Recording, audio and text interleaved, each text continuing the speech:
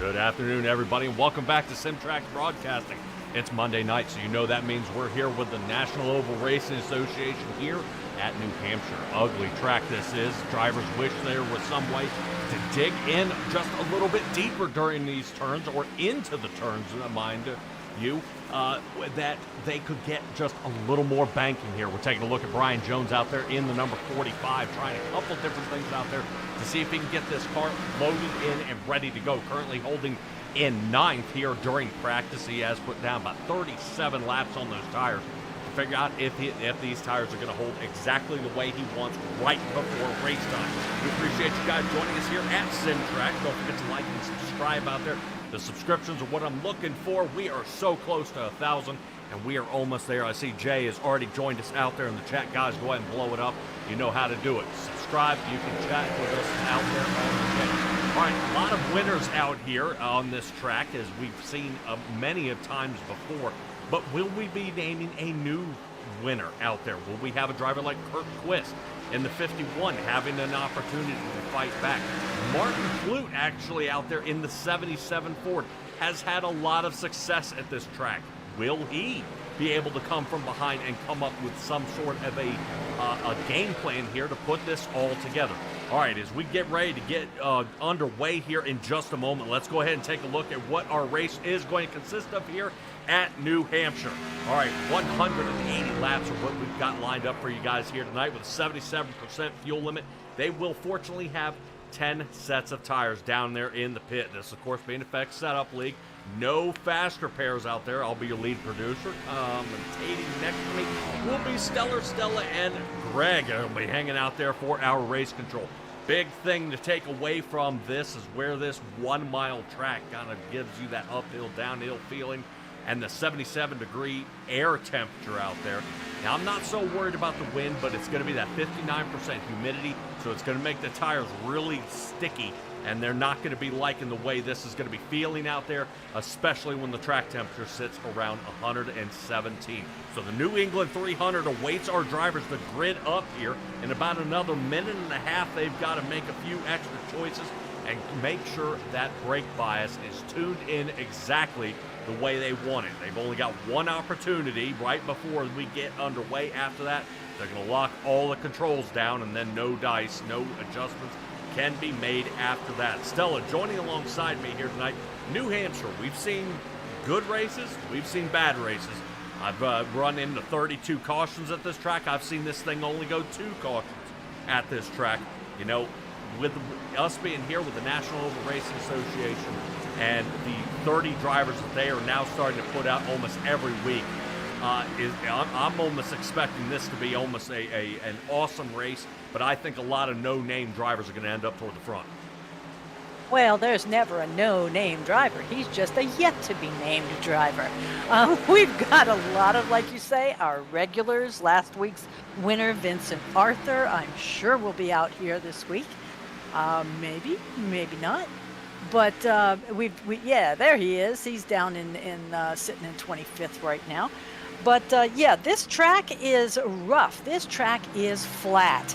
We're looking at 2 to 7 degrees is all they're going to get on these turns. The straights worse, 1% or 1 degree of change on the straights. That reads to me, we are going to need tires. They're going to love that 10 sets down in the pits.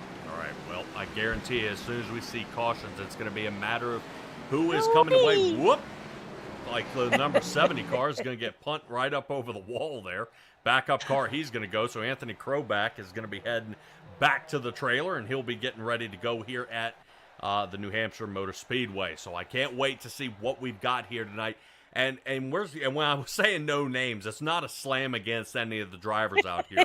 What I'm saying is you've heard us call names like Kevin Baumler, Brian Jones, Matthew George, drivers we've talked about out here, and even Brady Motes, who knows that trusting the process seems to work each and every week, and the guy's able to come away with top 10s. You know, Vincent Arthur and Josh Conover, these guys are actually outside of the top 10 starting this race, and I would say this is going to be a huge shuffle up for them to fight up toward the front. But are we going to see a driver like Ryan Shelton, John Scavanicki out there, Nick Ham, Joseph Andujar having an opportunity up there, or even drivers in the number 10 like Jeff Dillon. Will they have a chance to fight and get up to the front? We'll definitely find that out here tonight, and we'll get ready here as the drivers are, yes, out there on the track. They are ready to go. So our starting lineup starts like this here for the New England 300. Cody Reeder will be sitting in that number 1 spot next to Brian Jones. No surprise here. The 19 changes it up a little bit, especially out there on his pit strategy. So Kevin Ballmer and Ryan Shelton will be looking at the rear bumpers of those two as they'll be in row number 2. Moving on to Martin Plutus at 5th, and Anthony Kroback. We just saw him get kind of lobbed over the wall there for 6th. Moving on to Eric Essery, who starts 7th, and Christopher Darling. Not bad there for the Max Graphics Racing team, sitting 5 and 8. Moving on to Nick Pressey, it looks like he may have gotten his connection issue fixed, and also he had been fighting a little bit out there on the track with a little bit of a steering wheel issue, so we'll see how he does starting in 9th. So that's the number 0 car. Moving on to the number 1 car of Brady Moats to round out our top 10. Matthew George sits 11th, and Joey Stats is in our 12th position out there in the Kellogg's machine. Moving on to Kyle Rochelle, who's 13th. Vincent Arthur, no surprise there, 14th position for him. But I would say this is a farther start back for these, actually all 4 drivers, of Rochelle, Arthur, Conover, and Kristen Berry. Not what I expected out of Conover, especially since he's been actually pile driving his way up front. Hopefully he doesn't take anybody out on the way up there. Jacob Gladelick sits 17th next to John Scavanicki. Nick Geilis, we'll see how he does out there in the Ryan Newman machine, in 19th next to Ryan Housden. Right now Housden has kind of been hit or miss on his attendance here, but not as rough as Blake Hoppy and Nick Ham. Nick Ham actually a new driver here in the league as they're going to be fighting their way up toward the front. Boy, I would not want to be starting back in the 21st, 22nd position, but that only gets worse for the drivers behind, like Joseph Andujar, who sits 23rd, and Cody Smith 24th. Now's where the race penalties actually start kicking in as guys who had created cautions and been rough driving out there. Dustin Klebe will be 25th. Christopher Heights 26th. Chance Durheim will be sitting in the 27th position, and Chase's brother to the outside. Moving on to Jeff Dillon, Bradley James, and Kurt Quist. Now I'm holding my breath here at Cody Smith not starting on the rack here tonight. He's already going to get kicked all the way from, I believe, 24th there down to 31st. Stella, rough race already if you're going to be starting from the back. Oh, absolutely. With a good field like this, it's going to be tough. But we got a 65-foot wide track, so much better than we've experienced the last couple weeks. There should be some room for passing. All right. Room for passing is almost going to be a dive bomb maneuver heading into turn 1 or heading into turn 3 and almost trying to slide job somebody on the way up. Glad to see that 2 drivers out of the Evernham Motorsports team have fought up to the front and are actually on that front row. I know we talk about them a lot and in the Fence podcast out there that they run out there on Spotify. Definitely a awesome podcast you guys want to tune into starting tomorrow morning. If they haven't been doing it, then shame on them. They should be at it. But you see 1 and 2 here. Dustin Kleba's all the way back here in 25th. This is going to be a rough race for him as he's going to be way here in the back. As it looks like penalties are being divvied out or a little bit late here. Kurt Quist, I was wondering if he's actually going to be starting in the dead last spot as we get ready to go here. Still waiting for the pace car lights to go out. They should be out this time by. Brian Jones is ready to go as he gets right next to the pace car. All right, Stella. Yeah, for heaven's sakes, don't pass him. Yeah, well, he's doing it. Yeah, I think he's trying to shake it up a little bit, letting Cody Reeder know that their 2 Fords have got to take off here for this race. Now, I've seen where they do this slide maneuver where everybody kind of guns it there for a little bit, and I think we've ended up with 2 races so far. Somebody gets dumped in the first spot. Wait for race control Greg to go out there and start giving them the RKO maneuver out there to see if he can definitely square these guys up, snug up this field, and get ready to go. All right, here they go. Now they're starting to squeeze together. Good move. I like seeing everybody squeeze together. Welcome, everybody, to SimTraX Broadcasting. The New England 300, only 2 turns away from taking green. We'll be seeing how our guys make it through this and who will survive all the way to the end of this race. Green flag is out. Here we go. Cody Reeder.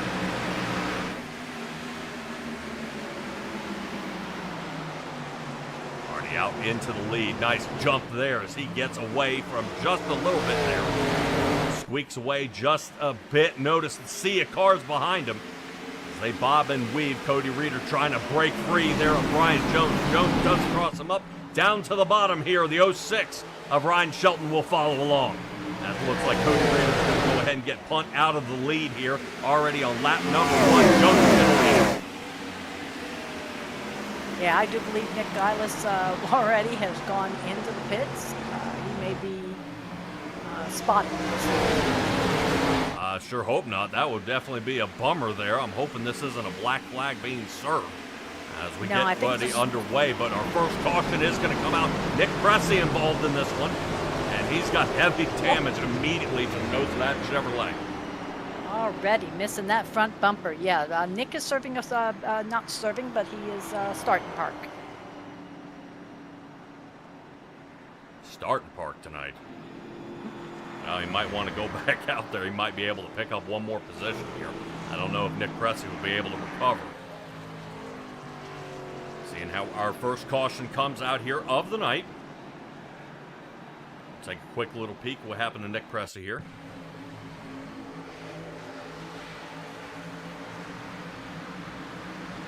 What?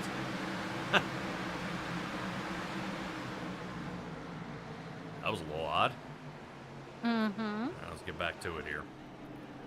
All right, still as we get ready to see this one get back underway here. Cautions should be pretty quick. I know it definitely feels like they're bleeding off a lot of time getting around the track, but we'll keep an eye on who is coming down into pit road. I guarantee you a lot of guys might consider maybe a top off on fuel. Stella, any idea what our fuel window may be setting about here tonight? Yeah, we are looking at 57 to 60 laps. 57 to 60 laps, okay. Well, that is obviously normal running. I would say that is not Cody Reeder running.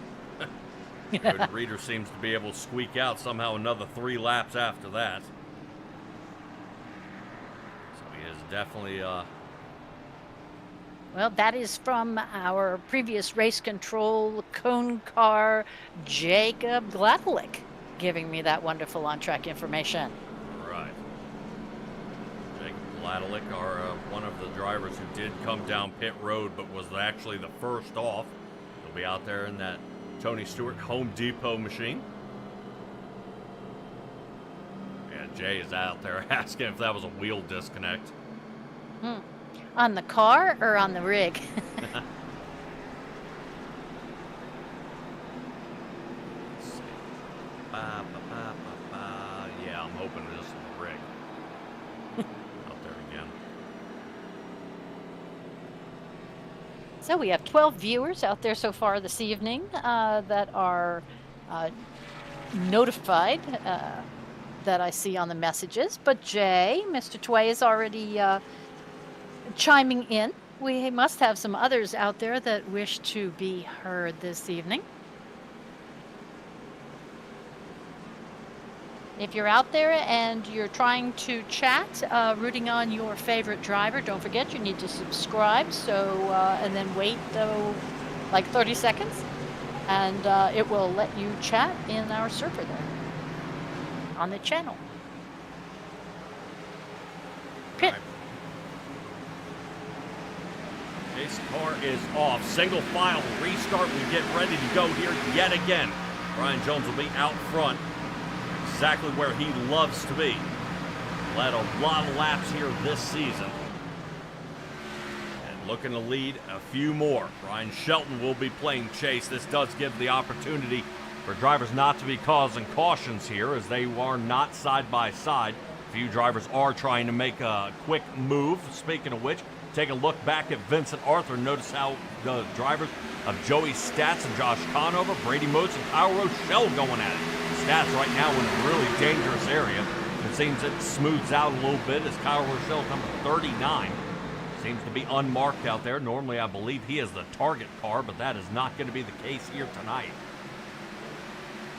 Yeah, that may be why we saw him facing backwards before we got rolling, which I believe is why we had the extra pace lap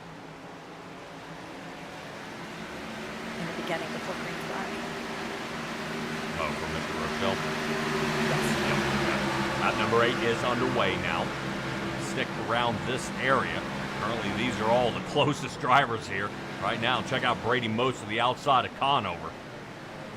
And now a couple of teammates here and drivers that have been hanging around. Stella, I would say, definitely looking from the outside in. If you were looking for a successful league, you've got to have your core group of guys. And right now, we are taking a look at them. And Vincent Arthur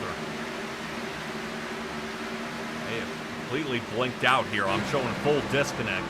There he goes.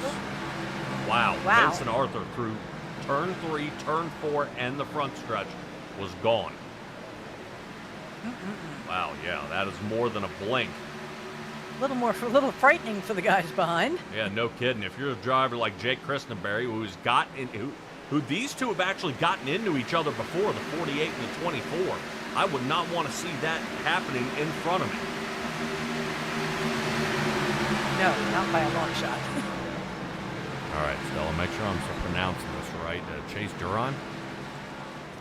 I believe so. Okay, yeah, Durham. That's what I thought, down in the 16th position.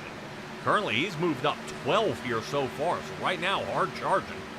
Unfortunately, it does not look like his brother is doing as well, as he's still currently residing back there in 26th. Chase not interested. Hanging out in the back, so he'll continue to charge forward. Brady Moats is now going to lose a position of stats.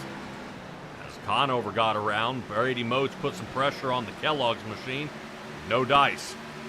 Moats is going to be falling back. Expect him to be attacked now, moving up to Cody Reeder as Conover is taking on Essery.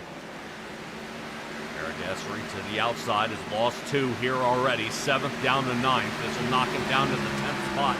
He cannot keep that Budweiser machine off of him. 5 Fords sit in the top 5 here. We finish off for the rest of the top 10 with the Chevrolets, with Christopher Darling breaking them apart, currently sitting in 7th. Right now, Christopher Darling is chasing his Max Graphics buddy of Martin Flute in the number 77 Kodak machine. Right now, Anthony Kroback is having a stellar race here so far, gaining 2 up to 4th, breaking him into the top 5. Right now, Stella, I see a lot of guys shifting up. Once again, Chase out there as we keep an eye on that ticker. Chase Durham has moved now up to 15th. No caution so far until lap 2, where Nick Pressey got in a little bit of a wiggle out there and smacked the inside of the wall. Unfortunately, Nick Pressey did have to come down in the pits for 37 seconds, fix a little bit of that race car, as well as the number 51 of Kurt Quist with a 46-second pit stop.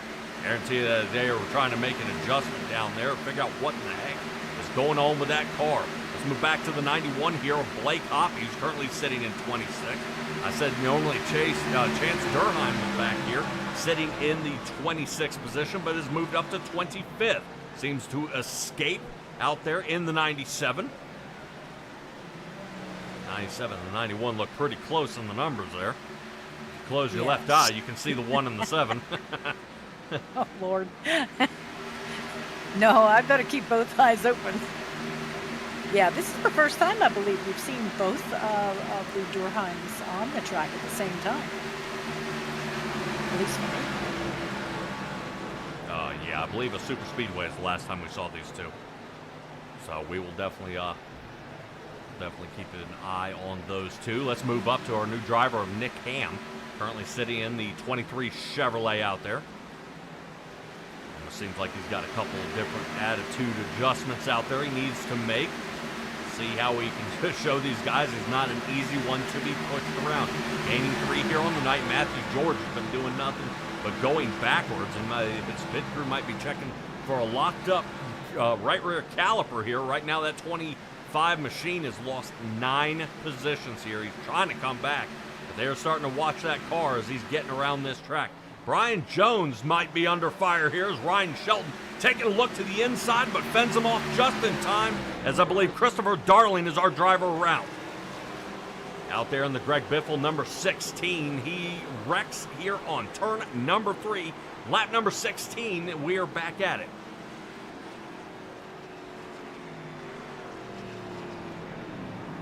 Oddly enough, if you want to talk about a memory jog here, last time we were actually with Christopher Darling, I believe was over at the High Octane Sim Series, where he was actually part of leading the 32 caution race. So Christopher Darling not looking to continue that or see that return or that performance happen again. Unfortunately, he does become one of the drivers to bring out one of our cautions here tonight. Christopher Darling on lap number 16. Let's take a look. And the 39 gets into the back of him. Had a little help there. I got to give a hats off to the rest of the field there for avoiding the 16. He does not suffer more damage. That is crazy. Gets bumped, slides, goes up the track, and then is not contacted after that. You got to admit, if you're Christopher Darling right now, yes, I'm upset. I've been hit. I've been bumped. Doesn't look like any damage. But his car's not totaled. I mean, right now, we got some flat spots and some tires. Put them on. Get it back out there. Right now, best case scenario here for Christopher Darling. And he'll be getting back out there. Unfortunately, he can't hold hands out there with Martin Plude, who comes back out of pit road in 7th. Right now, Eric Essery deciding to stay out on the track. Jacob Gladelick, he decided to hang out as well as he came down on pit road on lap number 2 during our first caution, but he is working his way into his pit box now, so he's going to have probably another lap here of fuel. Crazy enough, Jacob Gladelick, this is his 3rd visit to pit already tonight. It is, and he's actually taking tires. Granted, we did say that 10 sets of tires was going to be, you know, very pleasurable as far as having copious amounts, but I did not see them on lap 17 getting new ones. No, well, oddly enough, the rest of the field did exactly the same. There's only one driver that has done nothing, and that is Eric Essery, who is still on the tires that he started the race in. Okay. So Eric Essery, right now I would say the Evernham Motorsports crew, Brian Jones and Cody Reeder, who will be starting 2nd and 3rd, are kind of watching that 32 machine to find out if he is going to be the man, the myth, the legend to take off from this restart. Right now, green flag is out. Tide machine a little slow to get off. That's going to allow Brian Jones to catch up and make a quick pass here. Turn number 1, Brian Jones saying he's got enough heat in the tires. He's going to go for it. Yeah, but Eric Essery says not yet. Right, bringing out the Iron Man here. Ricky Craven going ahead and charging forward as he runs in that 32 Tide machine. Notice how we've already got battles starting to whiz up again. Ryan Shelton to the inside of Cody Reeder. Right now, fantastic pit stop by Cody Reeder. Gets him back out in 3rd with a 14.73. 15 flat there by Ryan Shelton.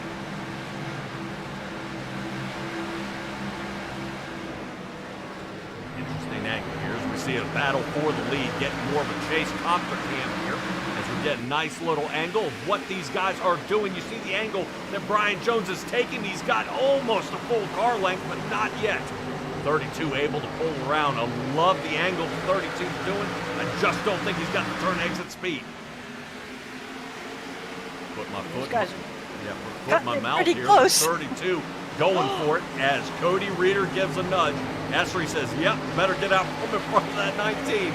He is trying to move me. Yeah, there's some definite caution.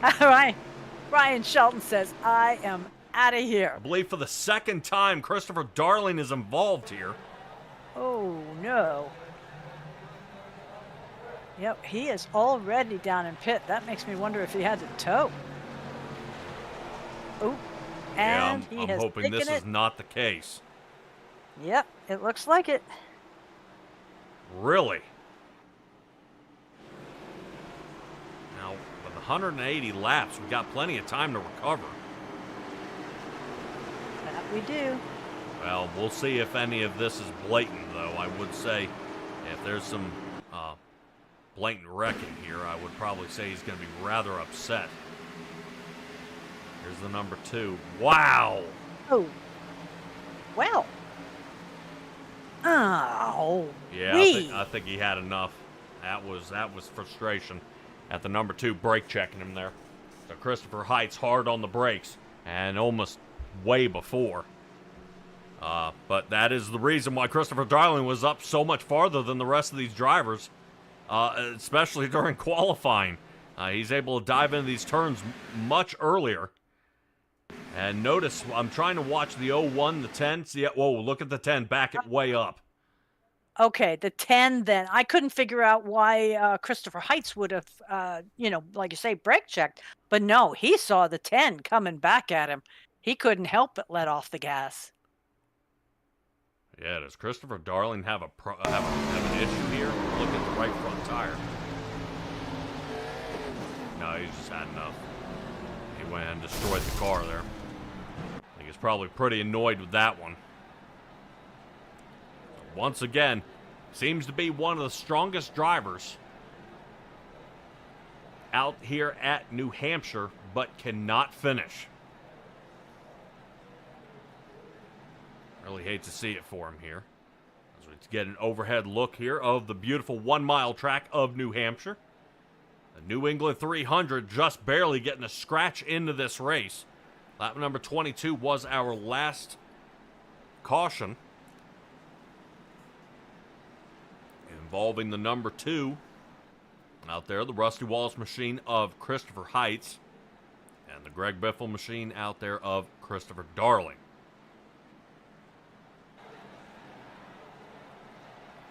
I can't believe they fit 44,000 people in that set of stands you're seeing right there.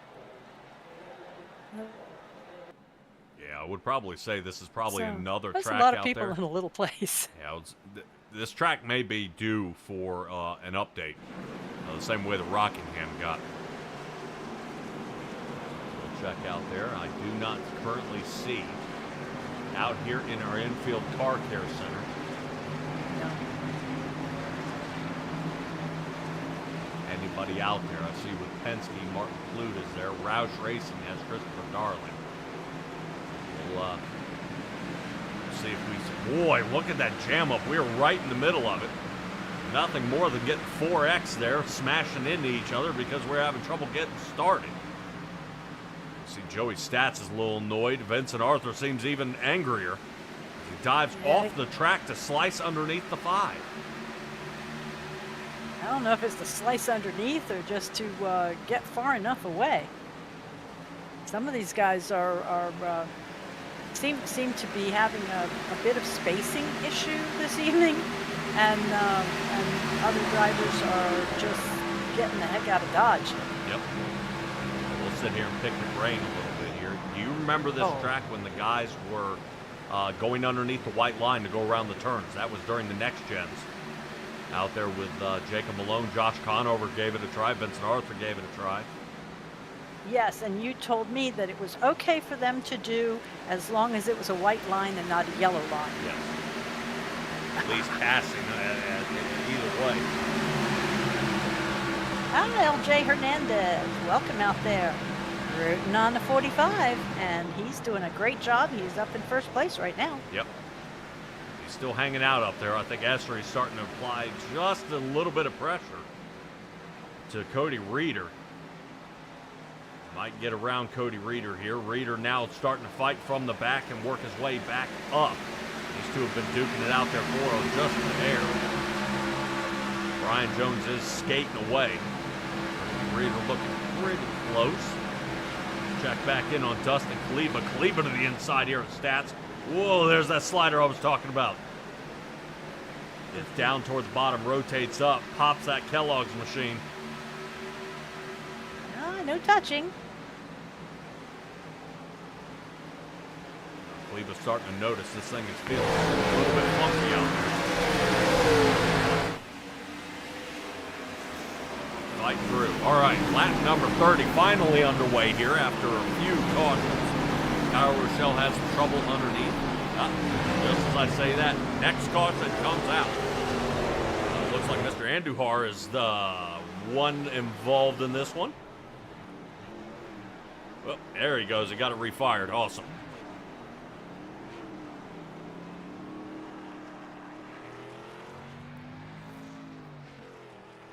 All right, so during our first laps, whoop. He just lost the rear bumper there. Lost the back. Sure, Jay's counting. Yep, lap number 2 went to Nick Pressey. Unfortunately brought out our first caution. And then we had Christopher Darling on lap 16, and then again on 22. This time, Mr. Andujar working down into pit road. Is going to be our guy. We'll see, take a peek here and see what the 01 Army machine gets involved in. Please not the 39. Whoop, into the wall. Oh, yes. Yikes. Wow, slide. Good save, though. Wow, that looked like he meant to do that. Yeah, like he's done it before. Now,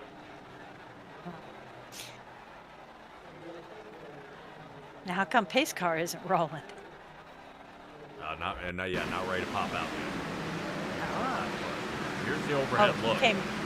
Came off the wall, but then it kind of came down.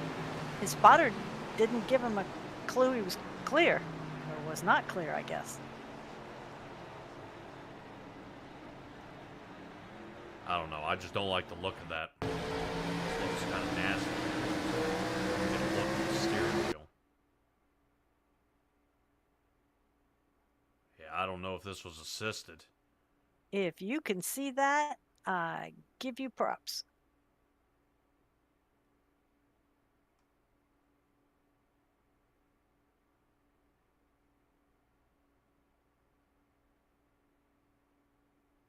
Yeah, that looks like 39 comes up. Oh my. Up and in. Boy, but look at him smash the brake. You could see the whole front of her car, Yep. Rochelle's car go, Well,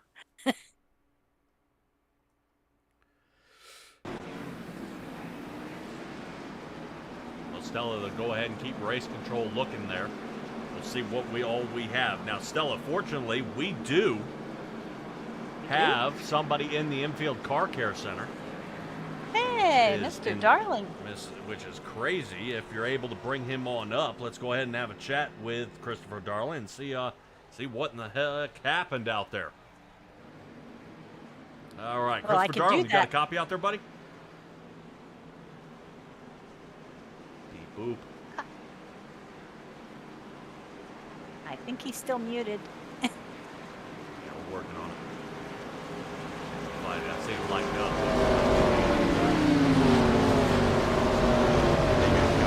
there we go.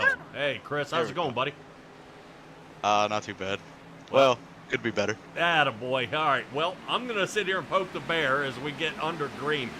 You know, Chris, it's been a long time that we've been broadcasting and you've been racing. Dude, last time I saw you was at the record-breaking caution race out there as we were back under caution here with Brady Moats being involved in this one.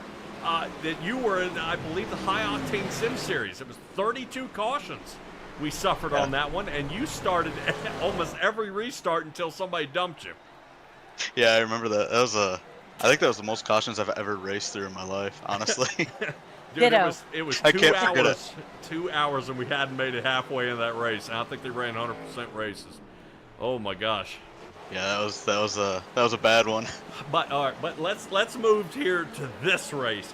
Dude, this almost seems like the exact same thing here. Obviously, you qualified up front, and it looked like the 10 and the 2 checked up way too early out there. That you and you kind of got into the back of him. I don't know if they were checking up early or if that's just like what the back of the pack was doing. I don't know. It's tough to say. I messed up. I didn't expect it, and I didn't react quick enough, and I got it back to him. So definitely owe him an apology for that. Hopefully it didn't end his race, but it wasn't good on my end. No, Christopher Price is still alive. He's right as rain. That's good. boy. Yeah, we noticed you were checking out the new safer barrier walls they put in 2003 there. Yeah, so I run into the back of him, and it just caught me by surprise, and I thought I could maybe like keep it straight, but evidently that wasn't the case. So that was just bad luck. And then with the 39, I think the same thing. He just didn't expect. I think I slowed up a little too early in that corner or something, and like compared to previously going through there, and he might just not have expected. It is what it is. It's a tough track to run, so not much you could do. So. Yeah. We are keeping an eye on the 39, though, as this caution with Joseph Anderhar actually involved the 39 of Kyle Rochelle. Once again, that right front fender kind of catches somebody. And getting these guys turned around out here, I got to admit, facing the field, looking at them, is not really what you came here to do. You're looking to look at them in the rearview mirror instead of out the front windshield. So, tough race here, man. It just seems like New Hampshire. You're extremely strong at this track, but your luck is just not here when you are able to get a chance. Yeah, this car is really tough too, so I'm still getting used to it. Hopefully I can find a little more speed. I don't know. I put down a pretty quick qualifying lap. I have no clue how, but I was pretty slow in practice, so I don't know. I was hoping to make it through in top 10, but it is what it is, man. I had fun still, so thanks for pulling me up and letting me apologize to the two a little bit. I know it probably isn't going to help him too much that I said sorry, but hopefully he gets a good finish. Alrighty. Last thing before I let you go, NORA League, how does it compare? And man, I've seen where you're strong at. Pocono is next week. I mean, are you pretty stoked about that? Yeah, I like that track. I definitely like the league. Everybody races pretty clean. These cars are super fun, so that adds to it. Definitely think we need to get some restarts cleaned up. We need to figure out the checkups a little bit, but other than that, I mean, it's fun. They got a good thing going over here, putting together something really cool. So I don't know, enjoying it. Look forward to next week. I do like Pocono, so we'll see what happens. All right, Christopher Darling, sorry to see your race come to an end so early. And hopefully we'll be able to see you, I guarantee you, somewhere in the podium here before the end of the season. Keep at it, buddy, and we'll be rooting for you from on the outside. All right, I look forward to talking to you guys not at NORA. Right. There you go. All right, everybody, the number 16 in the Max Graphics team with Martin Clute as Christopher Darling there, hanging out with us and giving us a quick shot there. We'll go ahead and review over the wreck that actually... I believe Brady Motes was involved in. It looks like Chase Durham may have had to slow down, check up for a quick pass out there as some issues happened out there on the track. Chase Durham is currently, I believe, a lap down, currently sitting down there in 27th. We take a look at Martin Clute, one of Christopher Darling's teammates here, as he's currently sitting in 6th. He's hanging out in front of Josh Conover. Conover has been on the move, though, gaining 8 here on the night. A couple of strokes of good luck as lap number 40 comes to a close here, still with Brian Jones and Cody Reeder 1 and 2. Right now, Ryan Shelton would like to break into the top 3, but Eric Esri is still holding onto that spot, and still it's something to take away from this. Eric Esri still has yet to pit. That is true. Unless my calculations are wrong, he is looking at 40 laps on these tires. I'm kind of wondering, is he looking for points for a championship? You don't really get them without them having stages, right? No stages. Wow. Yep. So Okay. a couple of different things here they've kind of been poking around at a little bit. Right now, Eric Esri is able to hold on a lot tighter on the outside, I think, than some of these drivers are expecting. So Ryan Shelton looking to go ahead and get on by. Let's go ahead and get just a little bit closer to the action here. I do love seeing how close these guys do get, especially with Anthony Kroback sitting right behind him here. Boy, he is wiggling back and forth. Let's hop on top. Now, Ryan Shelton is our road course guru. Isn't he the one that won a couple weeks ago? Anthony Kroback getting a little bit loose here. So Snell will leave it to you to go ahead and double check your notes there. Well, I do not trust my own brain. All right, Everybody looking pretty solid out there. Everybody pit back on lap number 17 except Eric Essery. And then we start switching it up a little bit. Blake Hoppy came down on lap number 31. Quick caution after that involved Kurt Quist, Christopher Heitz, Nick Pressey. They came in on lap number 35. Yes, he won at Sonoma in his second race in the league. Right. Huh. Okay, there's days it's working, isn't there? But yeah, we had a lot of new guys in the last few weeks. I mean, we had a fella's second race in the league, Timmy Harper, who won at Michigan. And you watched that Eric Essery because he came in second on that race. Yeah, but where's Timmy Harper now? He can't show up, win the race, and just disappear. Well, here we go. Look at Vincent Arthur trying down there on the bottom. Wonder if he's trying to give it a shot here.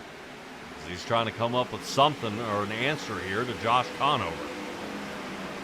Conover taking a peek here.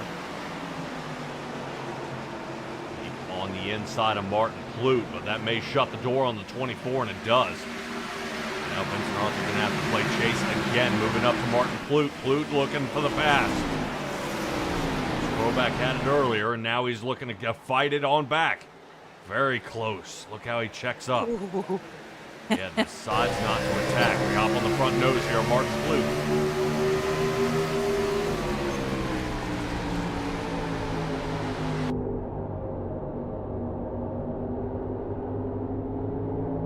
now I see we are throwing sparks. Is this just a, ooh, wow, fishtail. Just an exhaust issue? Are we bottoming out? What's causing some of that, you think? I have heard word to the grapevine that there may be a little rear control arm touching down on the track there a little bit. Next caution is going to involve Kurt Quist out there in the marathon machine. That's lap 46. Right now, Now, we may... Yeah, I would say Essery is probably going to come down this time. This should be his go time. But if you consider the amount of cautions we've had so far, he actually may be able to go another 10 to 15 laps, but does he want to? Yeah, and most of our fellas in the back quarter have come down multiple times. I would say all the way down to 18th place. It's only come down to once. Yes, so it may be everybody this time. Brian Jones and Ryan Shelton are going to stay out, but everybody's coming down. Looking to get a little bit of an edge out there on Brian Jones. Stella, there will be breaks out there in the racing at times. We'll see where they end up caution, and then all of a sudden we'll be caution-free for about 90 laps. But we'll see how tough that's going to be. All right, let's see what causes this yellow flag here. And loosens himself up. I was going to say, that was a lonesome maneuver there. That's okay. I'd rather that. All right, now, trusting the process out there. Remember I said we'd go back, take a look and see what happened to Brady Mose. Remember, it was on restart. I said it was a quick caution right after that. Bam! Holy moly! Yeah, let me tell you right now, Brady Mose was not interested in stopping on that one. Wow, who was that clinked into each other? It should have been Chase Durheim. Durheim, okay. Yep, as the one who kept getting shoved there. So you see Brady Mose kind of shaking it off there a little bit to see if anything's wrong with that car. Maybe we'll have an opportunity to take another look at this before we get back under green flag. Pace car lights moving along. This was the restart here. Yeah, because this maneuver lost him 17 places. Well, I gotta admit, when the driver's turning around there, you keep pushing, because otherwise that's gonna end up turning you as well. So when he saw that driver get sideways, the weak spot would have been the back, and then he went ahead and sent him the rest of the way around. Which was rather but I've seen that where Yeah, where they push them, they start to turn off their bumper. They push hard to get past them, and they swing around completely and hit themselves, and the car they're pushing along comes back and hits them in the rear. Yep. So it could work, and then it could backfire too. Yeah. Well, the only thing backfiring now I'm seeing right now, Brady Motes is down a lap. Andrew Har and Christopher Darling have taken it back to the garage. Nick Gillis is still sitting down there. Brady Motes should have started on the inside line all the way up to the front. I'm not 100% sure as to why he's all the way in the back of this field having to play chase. Unless they gave him, he's serving the EOL for causing a caution. That was the last one. Kurt Quist is the one who brought out our last caution. Oh, whoops. Sorry. So there's no reason why he shouldn't be up front. That even happens with the single file restart. Yes, all lapped cars start to the inside line. Gotcha. All lapped cars start on the inside line, not just one. So I'm not quite sure what communication, or if any, are being relayed at this point to let Brady Motes know he was supposed to be up toward the front. Yeah. So currently Brian Jones isn't going to get a lot of camera time from us here tonight as he continues to lead this race. Has only been put under fire a couple of times here tonight, but look at right now. Who the smart guy is Eric Essery. Came down for 4 tires and fuel and comes back out in 6th. Talk about not pitting there on lap number 17. Slings him up to the front. And he's been holding tight here in the top 10 all night. Eric Essery right now being heavily held back by Anthony Kroback. Kroback not allowing anybody to get around him, which has now jammed Essery Conover up. That gets those two together. We take a look off the backside there. The 24 and the 9 of Vincent Arthur.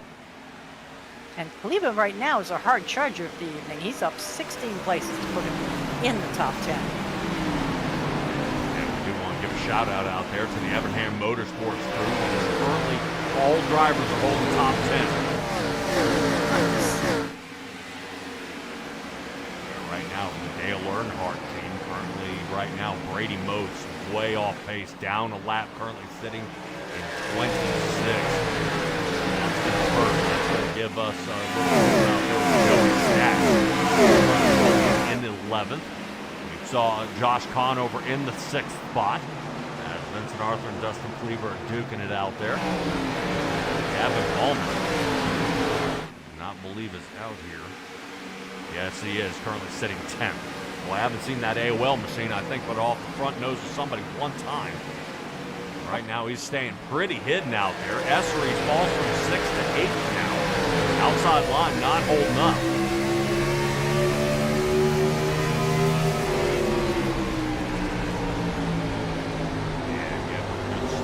That's going to give Cleve a hard time holding it there, but Essery goes ahead and gives it up. Keeps doing that. All he's going to do is keep marching back. That's now 9th. Gavin Baumler going to fire to the inside. Where I was talking a little bit about that dive bomb in there. You got to aim to drive it in a little bit harder than the guy on the outside, and drivers are around Cleveland. Our hard charger. This is a big one here. Drivers trying to check up. Good job by Cleveland just sitting there.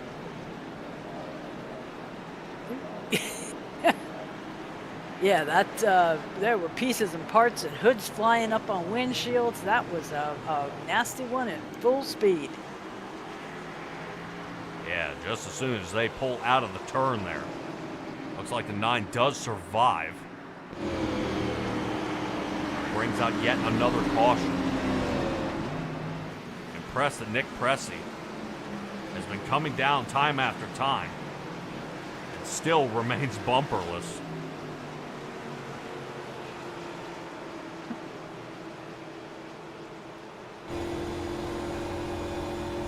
So Ryan Houston, Kevin Baumler, and Kyle Rochelle coming into the pits right now.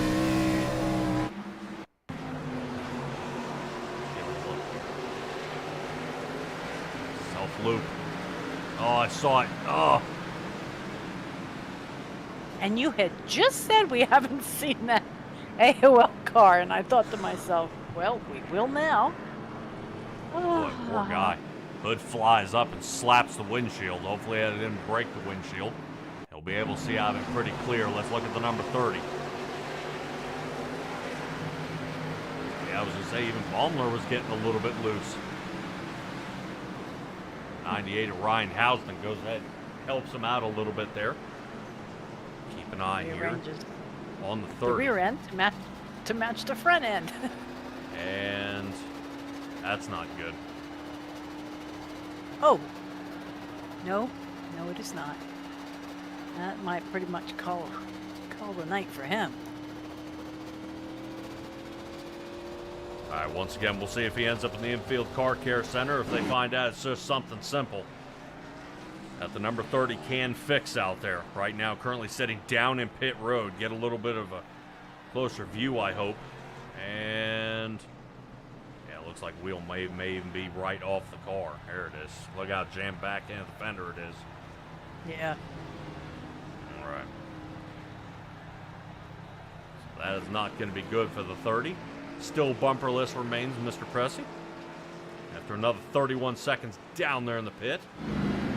So pace car lights are off. Lapped cars should be mashing up toward the front here. Currently I'm showing Brady Motes. Did not come down and pit. So he is staying out. That should give him the wave around possibly. I believe he was the first one up. Now he's got his lap back. That'll pit a little bit later. There he is. Rough night for the number 1 car.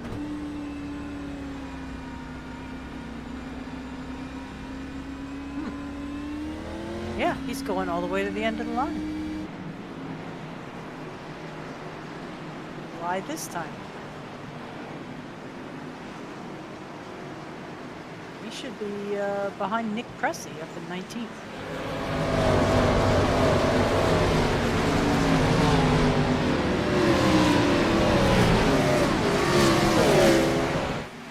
I'm not 100% sure what's going on here in the back.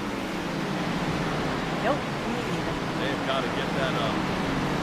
They've got to figure that out. They just can't. Hanging mountain drive. Ouch! So looking at the tag to the wall there. Yep. Take a look over top. Brady Motes looking to get around that heavily damages Joey's stats. That's not going to be happening. That wind is not going to play very well with him there in the front. Let's get a little bit closer here to Jake Christenberry. Estella, I believe you are catching up with Kevin Ballmer down there in the infield car care. We're going to see what he has to say about this race and what just happened to him. Yeah, that sounds like a plan. Gavin, you are here to let us know what in the world is going on. Yeah, that was unfortunate, but I can't be too mad at Dustin. He's probably one of the cleanest, if not the cleanest guy we got out here, and I made a mistake, and unfortunately I was right behind him, and it was either kill a 32 or try to slow down, and end up just getting tagged in the back and put in the wall, and I guess brought down pit road, and they said it was too much to fix, so we're done for the night, unfortunately, but had fun for the most part. Ran around top 10 basically all race. I was just riding there and trying to stay out of trouble, and still found it. Yeah, you were doing pretty well with that, playing low key, don't look at me, kind of thing. But it caught up with you, and you got a pretty good batch. We saw your right front tire was just obliterated. Yeah, I had a hell of a time getting that thing back to pit road, but we'll turn our attention to Pocono next week, and I think we're still safely in the playoffs right now, so Right. yeah, no harm, no foul. It's just part of racing. Oh, without a doubt, this league is always hard racing. Yeah, well, it was definitely fun, but we'll move on to Pocono. It's taking another one or two more races here, and then we'll get a road course again, so that'll start the playoff pressure I got a feeling, but we'll move on to next week. Comfortably sitting in 9th right now in the driver's standings, so you, yeah, I think you're pretty good, even if you lose a point or two. Patrick? Shout out, Tom. Yeah. Oh yeah, just shout out to you guys for doing the broadcast and calling the races for us, and the admin crew of NORA. Those guys do a great job running the league, and shout out to the RCR boys, and gotta thank my wife for letting me get on here and play around a little bit. Alrighty, Kevin. Boy, I can't wait.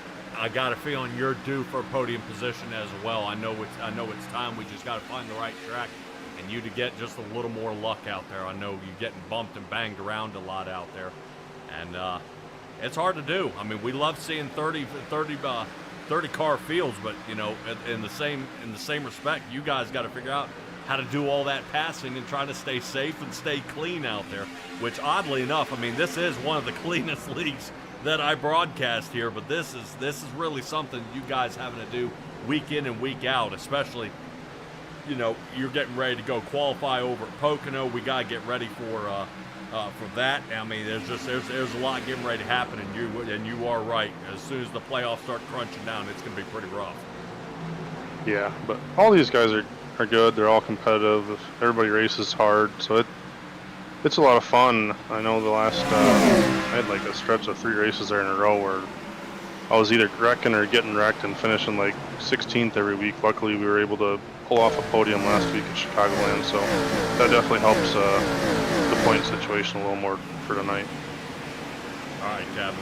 Good luck to you, buddy, and we'll hope to see you up and so get a few more top 5s under your belt. That way you and your team feel a lot better about what's coming up in the following races. Good luck to you out there, bud. Sorry to see you off. Absolutely, thanks, guys. Kevin Ballmer.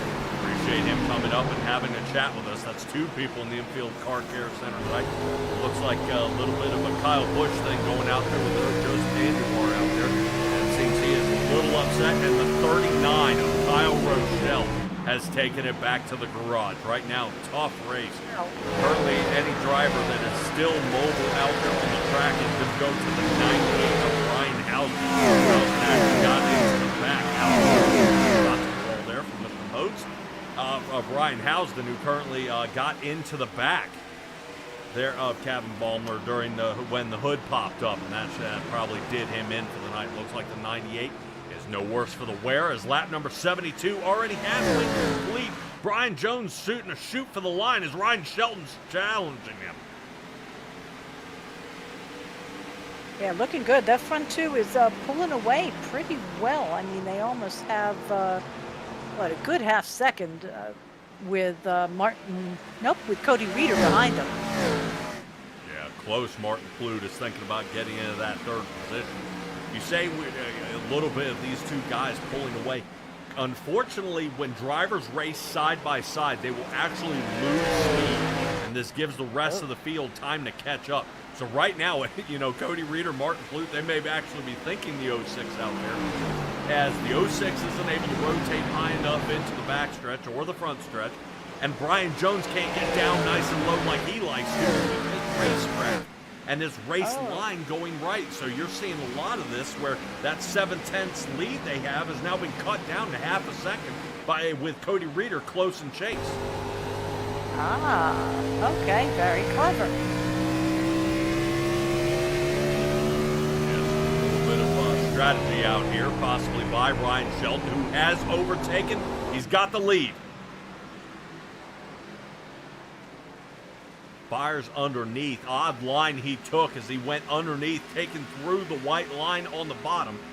Kind of what we were seeing earlier in the next gens. If you guys tuned in last season with NORA, somebody's trying out the same exact line. Interesting angle there by Ryan Shelton. Brian Jones may have just checked up a little bit and said, well, you're not going to slide into me, so go on. Do your thing. Brian Jones leading all laps here most of the night. Yeah, last time Nora was at New Hampshire, I'm showing, Josh Conover won this thing, followed by Vincent Arthur. So neither one are strangers to the podium at this track.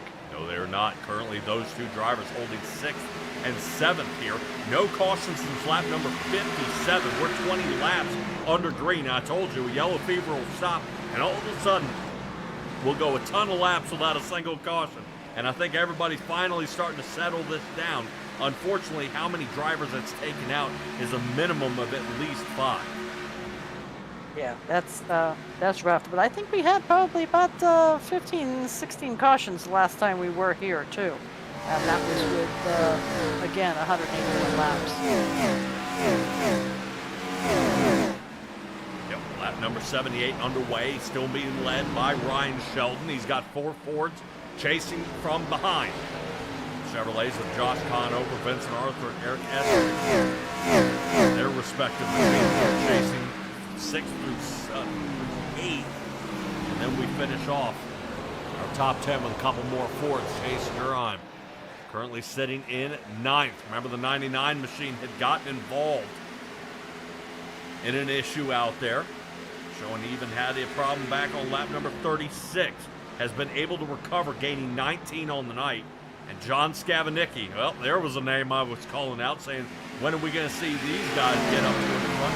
He's gained 8, starting 18th, right now rounding out our top 10. Appreciate you guys joining us here at SimTraX Broadcasting. Don't forget, I love it when you chat with us. All you got to do is subscribe, wait about a minute, and then you can go ahead and start putting stuff out there. Unfortunately, I had to make it 4 subscribers and a little bit of a wait time to get rid of our spammers out there. I don't appreciate them coming onto my channel and doing things that do not relate to racing.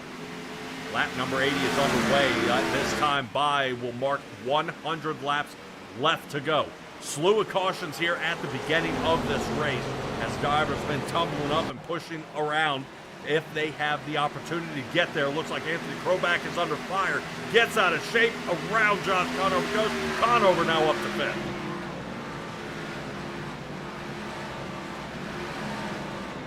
Well done, close one. Yep, New England 300 definitely kicking off very well here. Vincent Arthur still taking a couple peeks there at the Ryan Shelton line. That seems to be working out quite well for Ryan Shelton. He's still leading by about a quarter of a second out front of Brian Jones. Jones still holding him close. Not letting him squirt away. Vincent Arthur now trying to get around Kroback. Kroback closes in the gap. Not bad by the number 70 there. You notice he held his line on the outside. Vincent Arthur thought he had cleared. Can't do to watch Vincent Arthur slide down again. That's what I'm worried about whenever you take that line. If somebody on the outside doesn't choose to take the same. Right now, expect Kroback to go and nudge him here, showing Kleba in some trouble. Kleba is around. Caution is out. Oh, no. I was so happy he had come back out. Maybe it was not time yet. 25 laps completed since the last caution. This one involving Dustin Kleba. We'll see if he was assisted. It shows about 5 seconds after his crash. But the caution finally came out. Whoop! A little knock there, right to the right front of his fender. Now, we've had race after race without that, with, you know, it being off the racing service and them not giving us a caution. And here they do.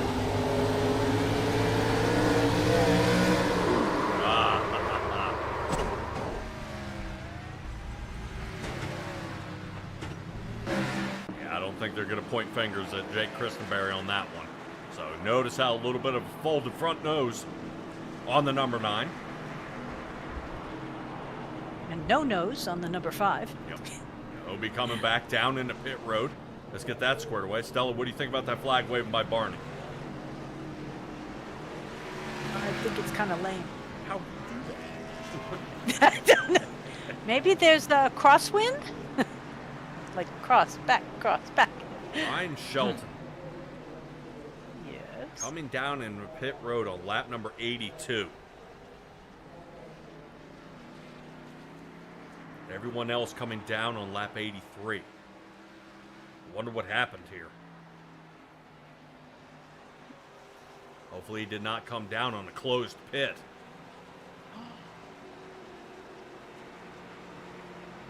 Because then he'd have to do a drive-through. We'll see. Currently showing Cody Reeder now. He's sitting in the number 1 spot. Ryan Shelton second.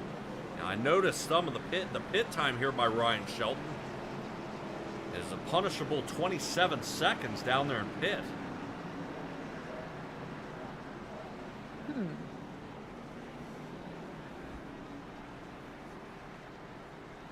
27, though, just that sounds like an odd number.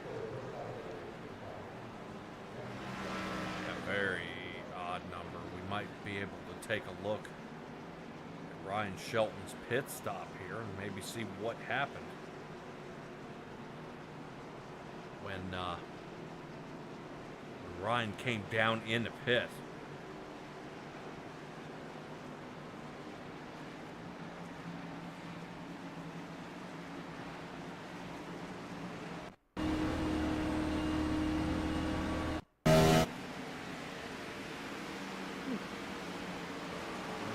Here. Caution's out.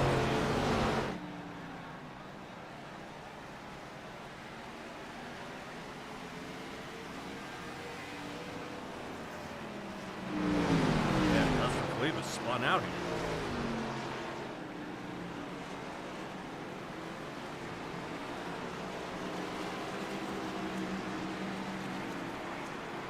Oopsie daisy, not cool. Well, that explains the 27 seconds. Heavens to Betsy. Now, do you blame the 45 here?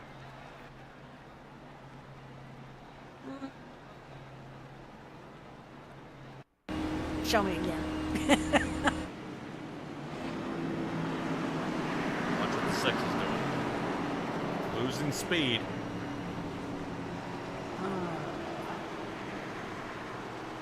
I don't know, though. The 45 was going fast enough that he missed his own pit stall. I think what is it? They blame the person that is furthest inside or something because they were both going for their respective pit boxes. Yes, the 06 did slow down heavily for his pit box. And was not entering his pit box as we get back under caution.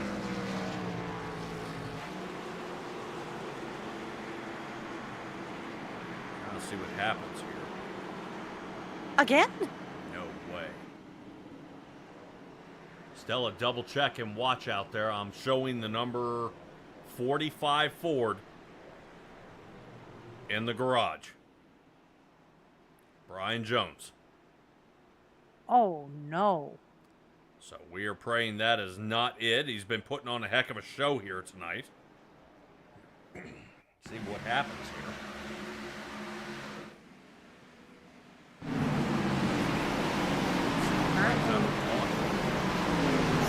It's lapped down.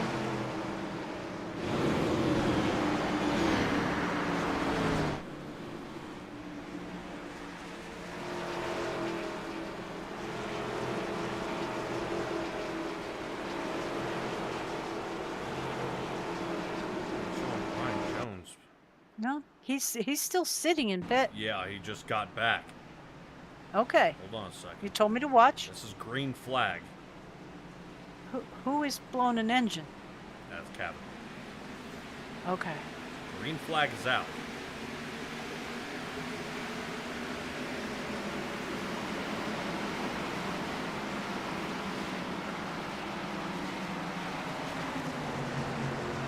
Are they making him sit, you think? Oh, For the accident? Damage.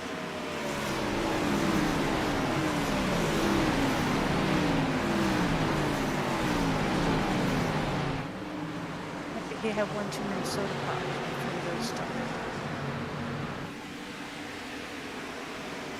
Still, I'm not 100% sure here.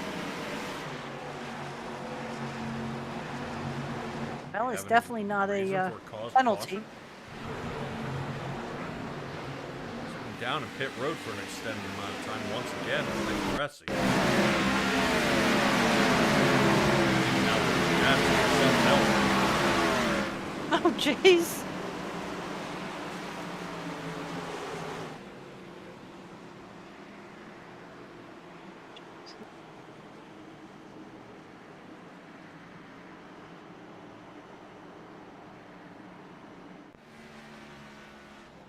So maybe we'll get an update out there. What causes our caution out here? Cody Reeder is digging it though. As he gets lap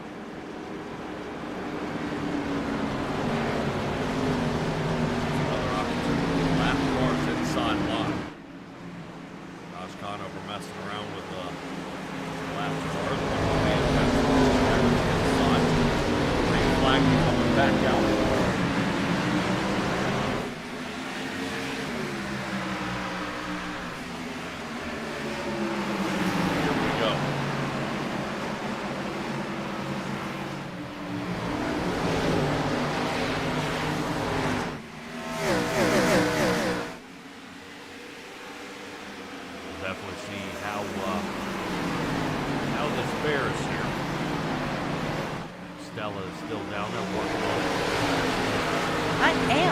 Down to talk to Brian Jones in his pit stall, and his pit stall has a mind of its own. Tell us about it, Brian. I have like no damage on the car. Pit stop, get some tires, and it said too much damage, we're done. Engine's running. They just won't let me leave the pit stall. I call foul. I have never seen this happen before. Yeah, that's what I said. I mean, I rear-ended Ryan Shelton on pit road, but like the car looks fine and it runs. Like, yes. I don't know, it's got all the wheels on it. There's a little scrape on the left side, but nothing looks wrong with it. The engine's running just fine. We got guys out there running with no bumpers and no tops and whatnot. I can't fathom what has happened here. I mean, you missed your pit stall and had to back into it, but in no way should that, create any kind of a glitch like this. Yeah, it's crazy. It's got to be some kind of glitch, but it's just my luck, Past 3 weeks have been terrible, so we'll get it turned around. Pocono is the next race. I mean, is that going to be able to call our shot there, or is it going to be a method of survival again? Well, I'm going to fire my crew chief for not letting me leave the pit stall, for sure. But I don't know. The new car, it runs so much different than the last car, so who knows what'll happen. Wow. A lot of things are happening out here on the track, man. It seems lapped cars aren't getting the memo that they need to start on the inside line. We've got cautions happening out there that are odd. Just had a caution right after the green flag, and no one has a clue why. That was weird. I'm wondering if it has anything to do with what's going on with you. I say we just go back to the old car and throw this one in the trash, man. It's just not worth it. Yeah. Well, they brought these two cars in, and it's oh wow, throwback. Oh my god. The we got fucking Broncos. Scabanicki's total. Oh, huge wreck here on the backstretch. Sorry about that there, Brian, because we cut you off, man. Huge shot to the wall by Anthony Kroback. And then it looked like everything was going to be okay. He gets rear-ended, and it actually lifts the back end of the car up. Whoa. I thought I was watching some loops there because they kept bucking in the back as everybody was hitting the next person who was checked up. Holy cow. Bradley, James, Anthony Kroback, and John Scabanicki. We'll clean it up here with Brian Jones. All right, man. Go ahead and give me your shout-outs here because we got to get you ready for Pocono now. I guess shout out to Expel. Go get you some car care products. Code Atlantis20, 20% off. Nice. Love it.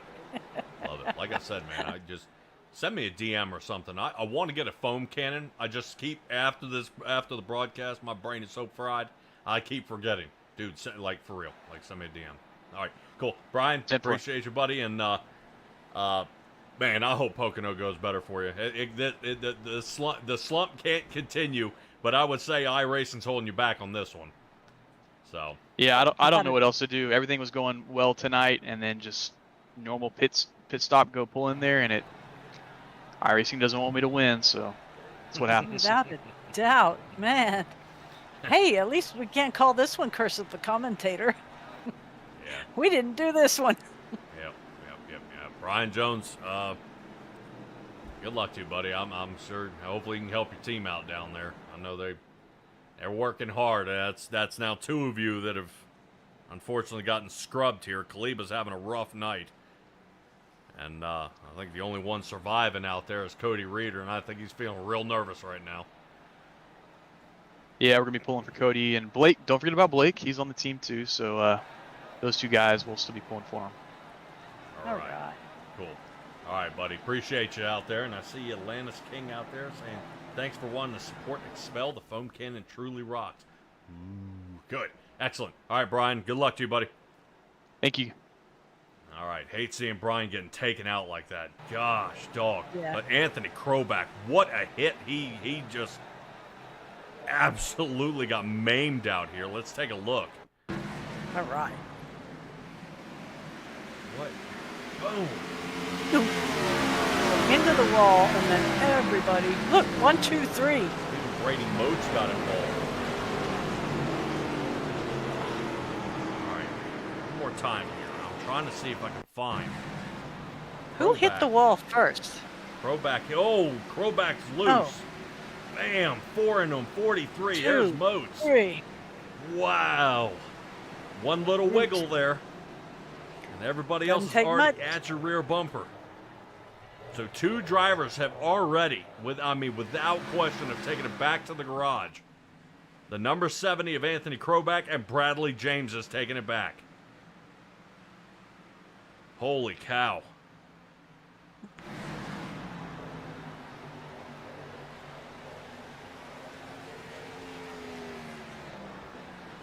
If I'm not mistaken, I think that's Vincent Arthur actually getting one of his laps back here. Be looking to catch back up to the field. He better hurry up. Green flag underway. He's coming. He's coming.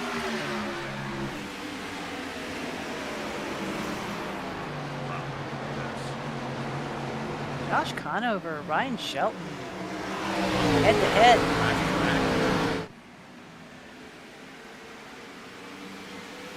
Back to back. What? Who ended up winning here last time? At this track? Yes. Sorry, Conover. I thought you meant from last week, and I was like, nope. Wait. Vincent Arthur just crashed. Oh, and this time we don't get a caution. No, he's out there by himself. There was nobody around him. I think he's trying to catch up, and he drifted out of the turn. Yep, that he did. What? All right, as we get back underway, let's go ahead and check back up as with the rest of our drivers out there. And we have Mr. Kroback in the infield care center. Holy cow, boy, we are busy here tonight. We are! Would you like me to bring him up and see what he has to say? So absolutely. Looks like you've got a hold of Anthony Kroback here. Man, oh man, what a rough race for half these drivers out there on the track. I'm surprised Mr. Kroback can talk after getting all that whiplash. Yep, I'm still here somehow. That's a good thing, man, because they were bashing into the back of you something fierce. Yeah, sometimes you're the bug, sometimes you're the windshield, and Dave, you're the bug.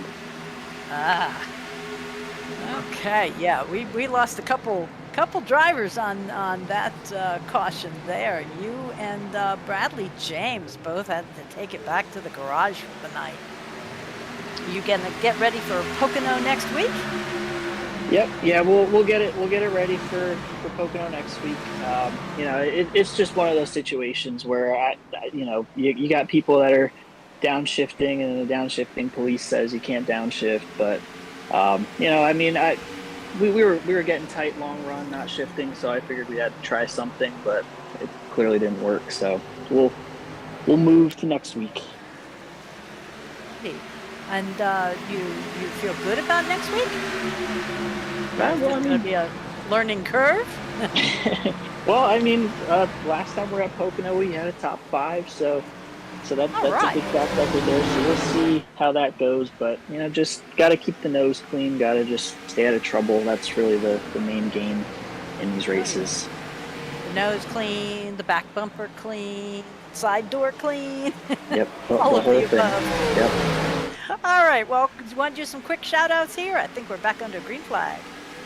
Yeah, just shout out to the whole NORA League for putting this on. You guys, obviously, for all the work that you do, we definitely appreciate it. And team owner Ross, Bam, hate that we went out the way we did, but we'll be back next week. All right. Sounds good. We will see you then. Sounds good. Thanks. Bye-bye. Wow. Number 70 getting mangled out there. As I want to go ahead and cue in here just for a moment. Our new leader here is Chase Durheim. That is 27 positions. He has been crossing it up here with Ryan Shelton here for about the last 5 to 8 laps. As soon as Ryan Shelton gets a little bit of a foothold in there, Chase is turning around and passing him right back. The number 99 Roundup machine here on the outside. Keep in mind, lap number 36, this guy was in trouble. Look at the crossover. Down underneath again. Right now, great battle out here. It's crazy to see here with 70 laps left to go. Chase Durheim is holding on to it, though, right now as he keeps in tow. Take a look here.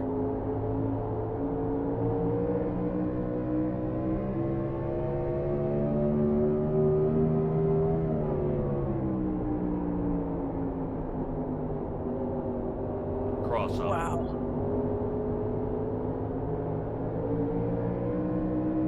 Boy, and that has got to make you pucker when you see a driver that Yes. close to the inside. It's crazy. Great job by the Roundup Ford number 99 machine here. Jeff Burton was in this car during this race. Ryan Shelton looking to run him down again. Chase Durheim being able to get around a lot of issues. Crazy right now. Currently cutting a little bit of the track out there is Dustin Kleba. Kleba back there having trouble again, dropping way down now. Kleba is way off pace. Goes from the 13th spot down to 17th. Goodness. And right now he is fighting it. Right now I'm starting to notice a little bit of haze out here. We'll see if we can get our camera lens out there and see if we can square this up a little bit. Stella, this is quite a race here by our top 3 drivers. Chase Durheim, Ryan Shelton, and Josh Conover have been putting on a heck of a show here. And definitely have seemed to come away with something out of this race. And it's more than I think they expected. They have figured out, exactly what they need to do to get exactly where they want to be. And I am impressed out there at how they are able to do such a thing, and can they continue to do what they're doing now. I mean, I'm expecting a mistake, but right now these guys are racing like that's not going to be an issue. Yeah, well, I've been looking also at the top 10 that are running right now. Only, 2 of them started there.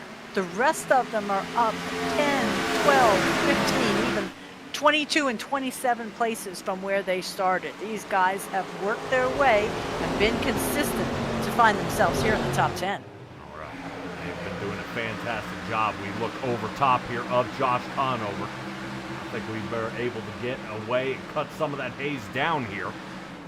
We're able to slice and kind of look through where all this smog is getting built up. Conover. There's a little nudge there to Ryan Shelton. Martin Clute closing the door. So it definitely looks like Josh Conover unable to come up with another groove. Who is that slicing on the inside? Yep, that's Cody Reeder. That's the number 19. It's like Cody Reeder coming back up to rejoin in the front. Oh, yeah. Josh Conover full sends it in. You see him let way off the gas to let the car regather itself. That is going to allow Chase out in front to gain a little more. Look at the 06 slice underneath. Conover going to try to definitely counteract that. Down to the bottom, and he's passing now. You see how close he was. He threaded the needle between those two drivers. Yeah, right now, he's definitely got a line of exactly where that right front fender is. One of our other drivers might need to take a couple of a couple of lessons there about where the right front is. 19 machine at Cody Reeder full sends it in. Durheim still driving away with this. I think they're going to start getting nervous. Look at the distance. Hop up on top there.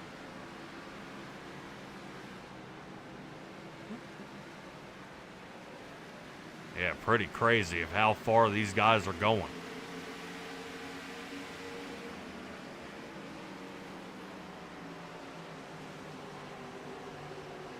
Yeah, how far they're going. I'm looking at how fast they're going too. Just on this little bitty mile track, they are still running 160 miles an hour. Yep. Average. Woof. Not bad considering how flat it is. Yeah, I'm just looking to see if there's any sort of gaining here by our guys in the back. It does not appear so.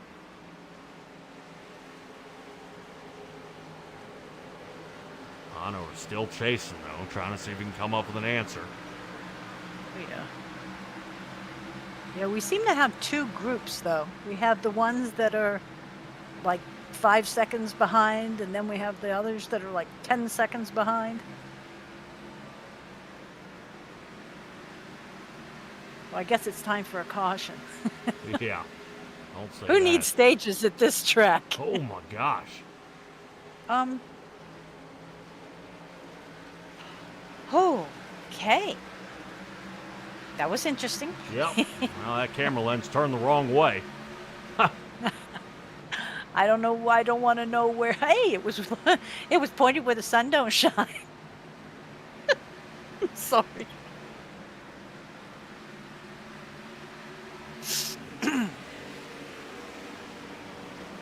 Take a look at Con over here. Really hoofing. He's trying to get around here as fast as he can. Trouble all over the track, trying to see if he can slice back and forth, whether he gets through. Run here so far by Conover. Chase Durheim definitely doing an excellent job. I love to see how the guy comes from the back. Sitting in 28th. To now lead the race. Yeah, Martin Clute just took a coat of paint off of that right-hand side on the wall. Yep. So currently we have 20 of the 31 drivers that started still on the lead lap.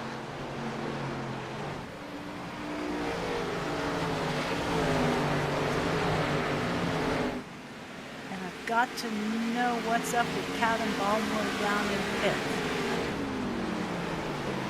My system cannot figure out whether he's in the Yeah.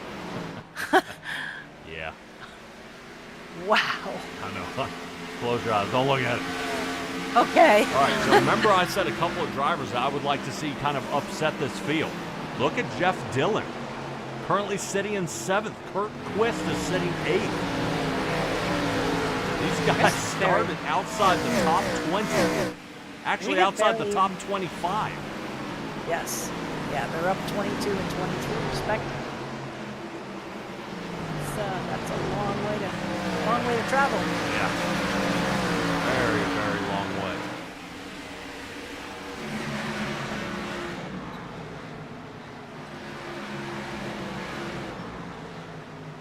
Yeah, you almost wonder how in the world they're able to come up with this.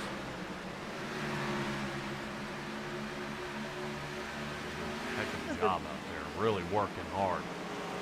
Yeah, a lot of the places that they are taking have been surrendered by drivers that have taken it to the garage also. so that were currently in front of them. So that does not hurt.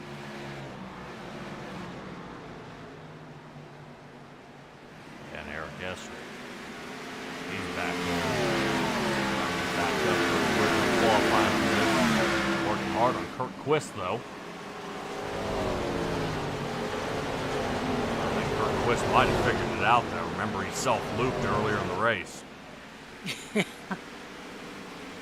Yeah, lap number 47. 46. Yep. Okay. I'm usually one high or one low. I don't know why.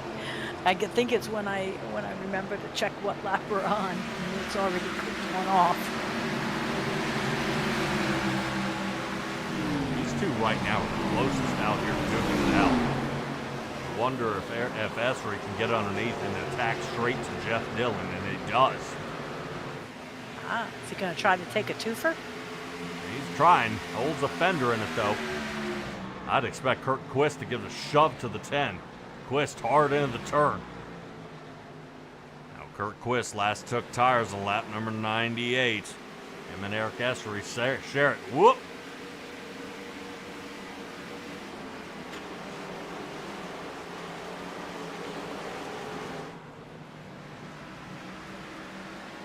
Keep an eye on these three. Chase Durheim is starting to lose a good chunk of that lead he was out in front of there for a while. Yeah, he's losing it at a market speed. He's got about 3/4 of a second in front of him currently, but we've seen it get down to almost a half a second. So there must be a good turn. Should be coming. Oh yes, absolutely. Look at the drive. Yeah, I think Ryan Housden is the worst one around here. He is Now up toward the there is top of the track. no gap.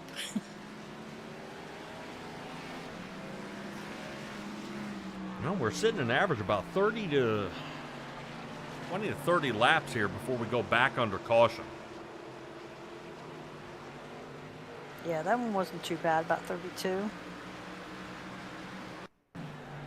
11 before that, 5 before that one. So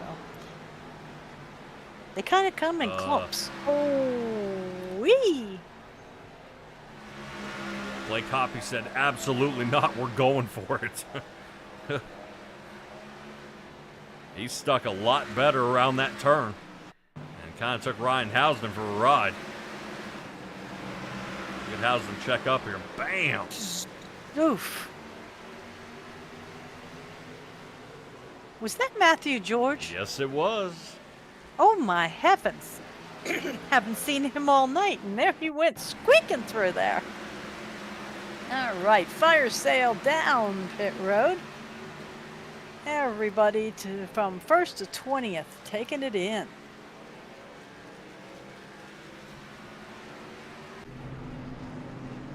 Wonder if this will be a nice little jolt here for Vincent Arthur to get back onto the lead lap. If he hadn't taken that wreck, he probably wouldn't need to come down, but he's going to need to come down this time. It would have been nice if he could have stayed out. Now, my question is, I wonder if the thing will release Brian Jones. I think Brian Jones will probably call it a night and take it back to the garage for good. It's Miller time, huh? Yep, so 24, 4 tires, fuel. Get back out there. This should be the last time we are going to need to stop for fuel. And I guarantee you right now, the shot caller here of the race is going to go to Martin Plute, our resident sim racing hack. Is he our fuel calculator? I don't know. You see that? Watch. I think I can fix it. You gotta be kidding me. Wow. It's something behind the car. Yeah. Put it as a sim racing hack. Okay.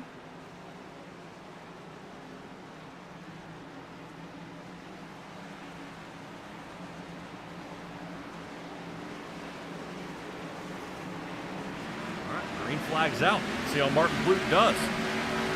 12.5 seconds down in the box. Boy, look at Cody Reeder, full send.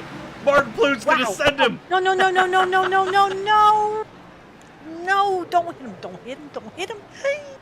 Somebody else went around too. Yeah, Over that should have here been on the left. 48 of Jake Christenberry. Yes. All right, no harm, no foul if you didn't make contact. Run away from the pit. We'll From see the when they pace call car. the caution and see if they put Martin Blute back into the second position. Oh.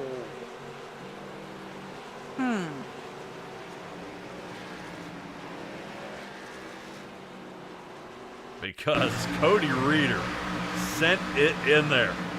Watch Christenberry how much later he gets to the party. Oh, he's already sliding. He's sliding toward the guy's wrecking. Oh my gosh.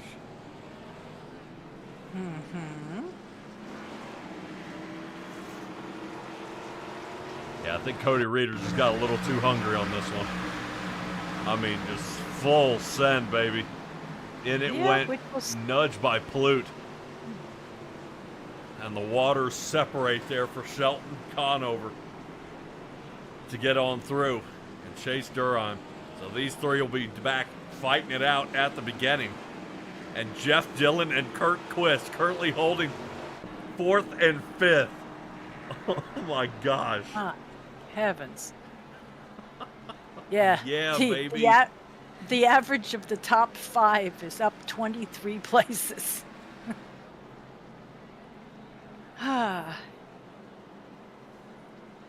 Look at this noise.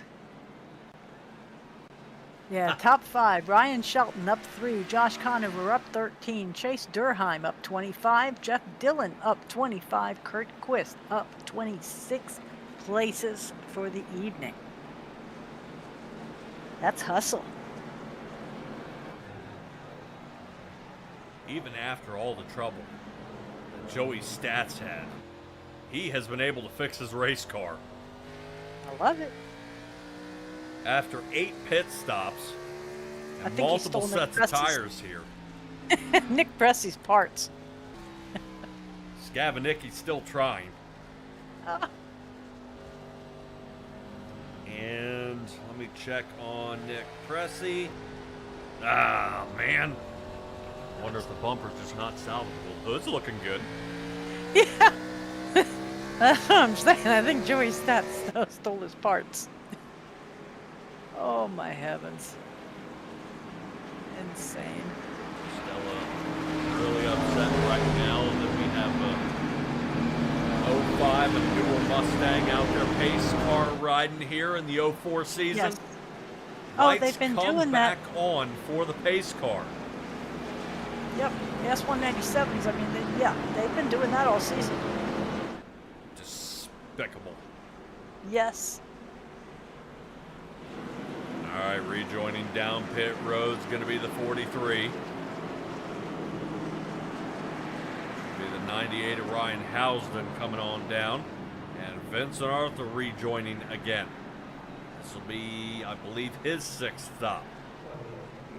Only person to do it more often is Nick Pressy. With double that. He has been down pit road 12 times tonight.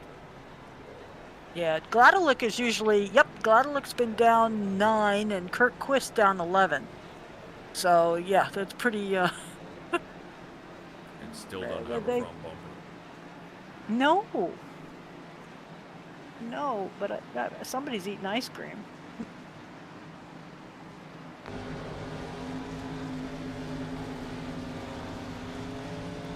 Maybe fighting it out there. And who's going to be the cause of caution in this one? It looks like they point fingers at Reeder. He will be starting from the back. Blute will somehow be 14th, and Christopher Heights gets the boot.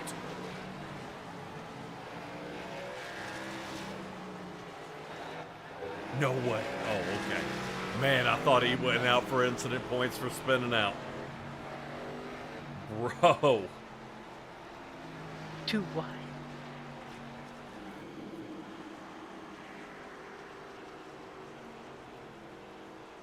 hitting the incident point limit. Oh, went out. Got it. Okay. All right, Mr. Christopher Heights, show us how your green flag start went.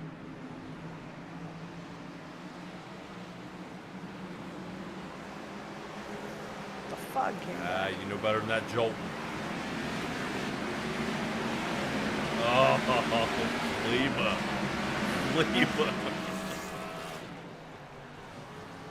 Cleve was wondering how come he wasn't going anywhere. I gotta know. I gotta know how this looked from Kleba's angle. I mean, Kleba's getting ready to go, and then all of a sudden, the back end of his car lifts up. Yep.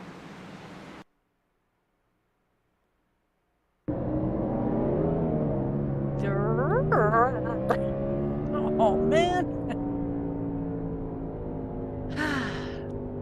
Now, something to notice. We started off this race at 116 degrees on the track. It's down to 84 now. That's a, Sorry. That's a heck of a jump. Could that have anything to do with the fact that a lot of these guys have just put on those new tires again? Horrible angle.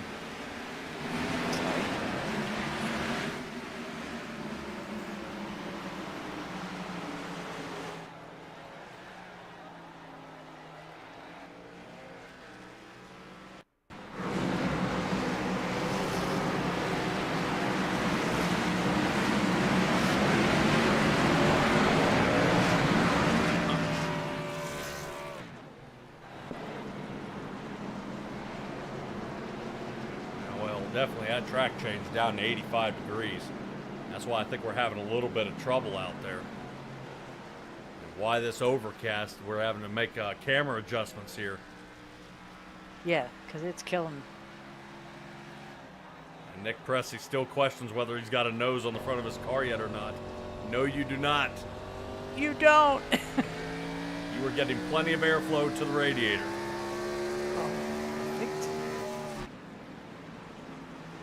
I was thinking something to the effect of, we can tell your car has good bones.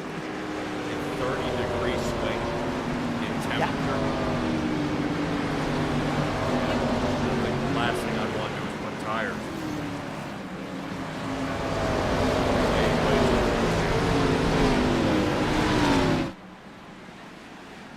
All right, let's try this again. Green flag is out, and away we go. Darken up on the track as we wait for the sun to come back out. 38 laps to go in this 180 lap race. The New England 300 at New Hampshire.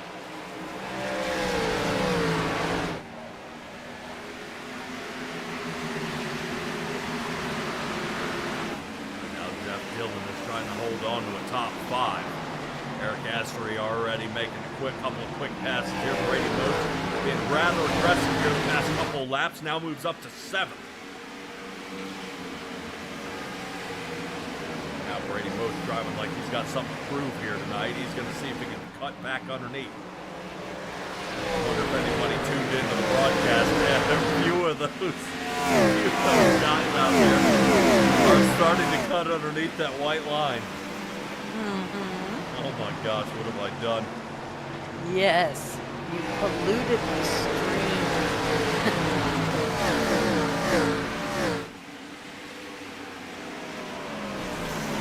Give these guys ideas. Yeah, I guess.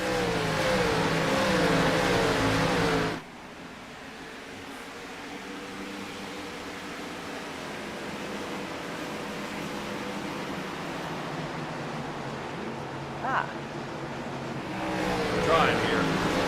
I know. That's. That overcast is making it something hard if you guys are trying to look at these cars.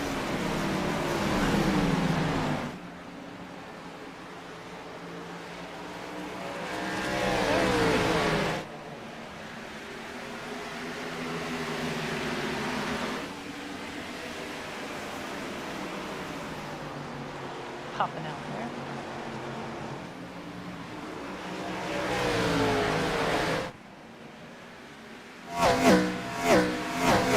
Yeah, it's odd. It's almost like one side of the track worse than the other.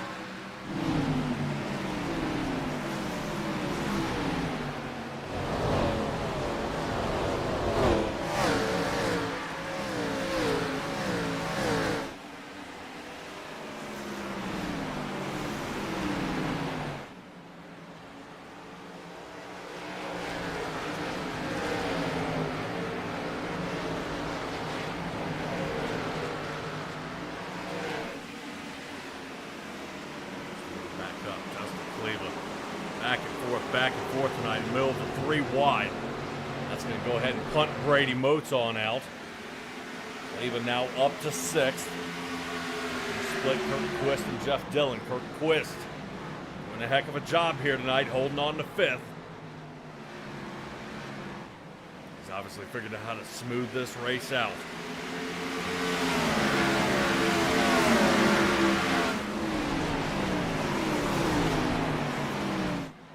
Look at Kleba. Kleba getting up in the Quist there a little bit.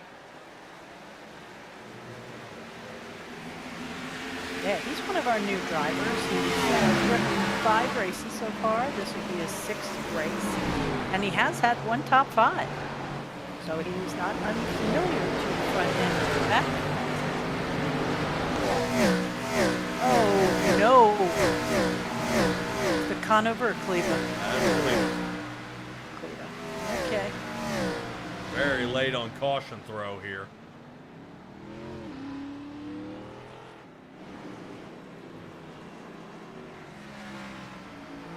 Now, 149.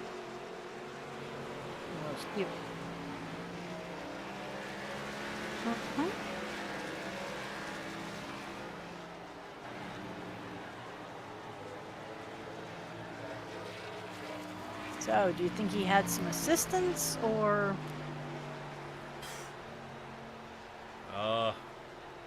Is this another self-spin?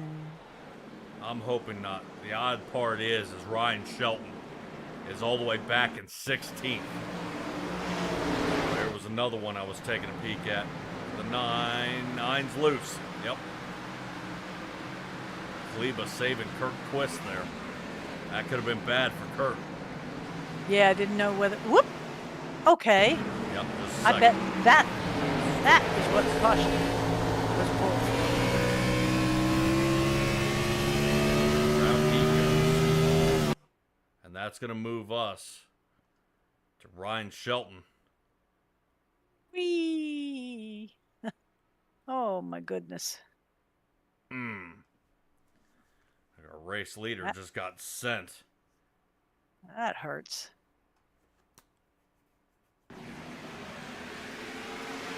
He's already. Oof. Wrapped around the hood there, number 98. It's not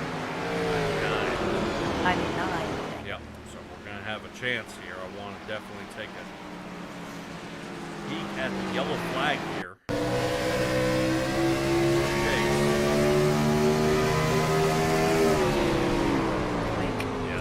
That in iRacing incident.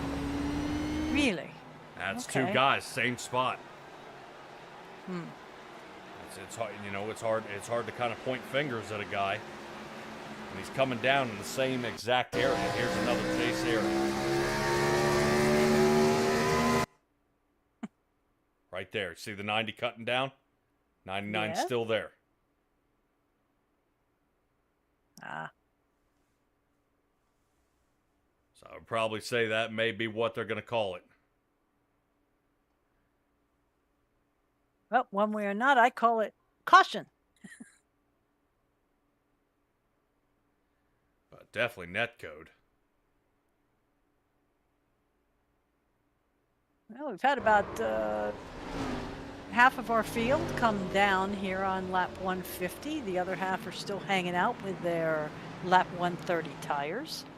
And this weather is absolutely miserable. We are now down to 78 degrees on the track. It's like 69.8 degrees in the air. Wonderful for the engine, terrible for the tires. So we get back underway. Kleba still resumes and stays in 9th. Which is mind-blowing. And they're going to go ahead and throw the book at Ryan Shelton. He's down in 18th.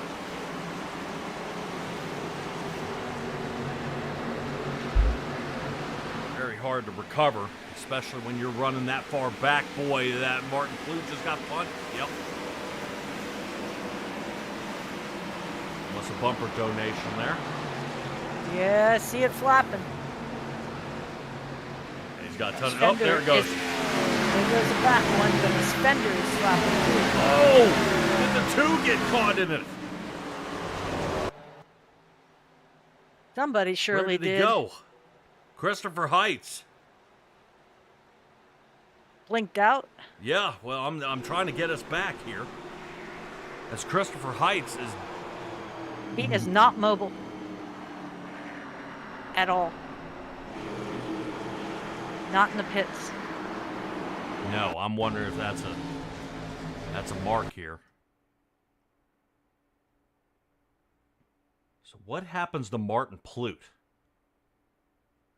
Because Plute hits the wall, ends up on the inside, and after he ends up on the inside here, he ends up with heavy damage, bumper comes off.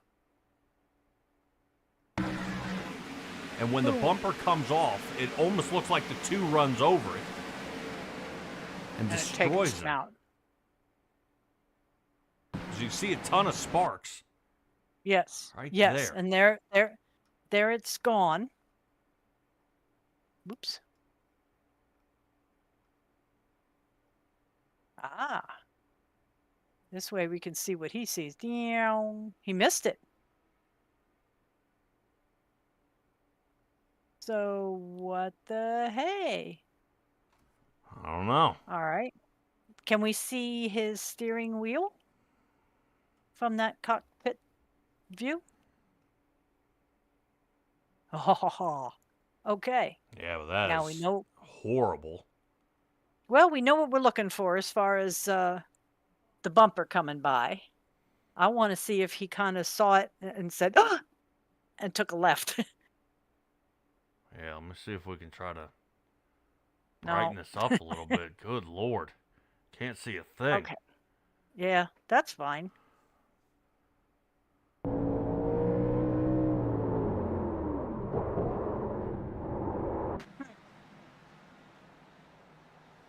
Very odd.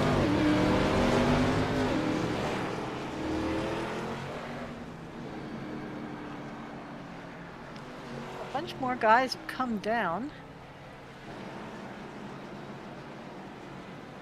leaving us with, I'd say, the top 6 with 130-ish tires. Everybody else, 150, 155.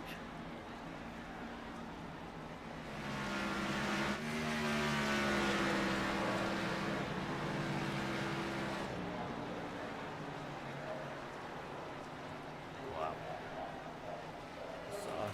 This race kind of got turned on, flipped on its head here. Little bit. If we could just get one nice 30-lap run, we'll be golden.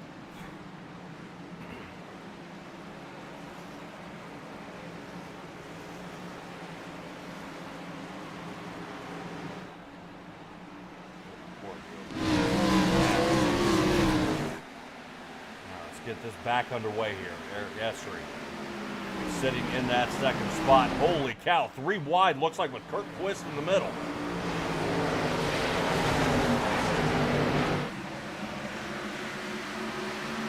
Yeah, it's listed as ongoing weather variation 100%. And iRacing generator. So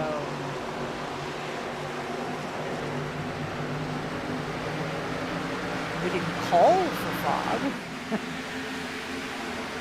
Sun's starting to peek out there over turn number 1. One entering turn number 1 now will be the number 2, Christopher Heights. Able to return back to the race. thought you were going to say, taking number 1, here comes number 1 of Brady Moats, sitting in 3rd at this point in time, right behind Chase Durheim and Eric Essery, going with 22 laps to go.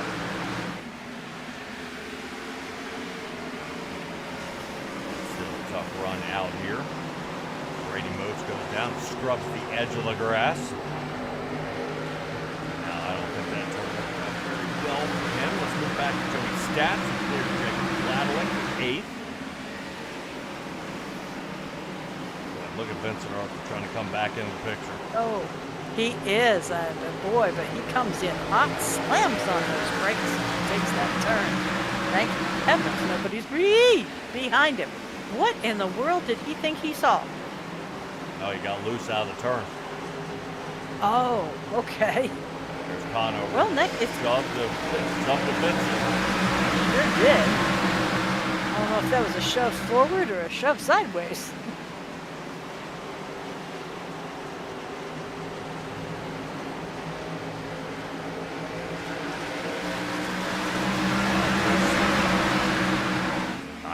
Laps here, 23, way loose. Cam came down to lap number 150 for 4 tires and fuel, and it's punishing him ever since. 24 there, Vincent Arthur sliding a little bit from the little nudge that he received from Matthew George, who is the only driver to return back to his qualifying position. Jay out there says he feels like the tension's building out there right now. Chase Durheim is starting to run away with this one. Definitely got plenty of distance. 0.6 of a second over top of Eric Esser. Oh, Conover. Conover, I saw that one, buddy. Oh. Big names on this one. Josh Conover, Jacob Gladelick. Looks like the 9 of Dustin Kaliba.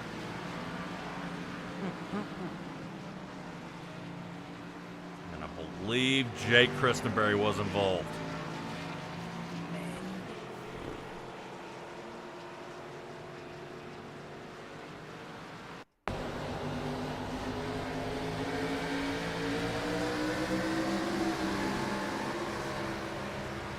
Christenberry in his own issue here. Oh, boom! Oh my God. Minded his own business. Did you see that? What a hit. Ouch. That again. Oh, no.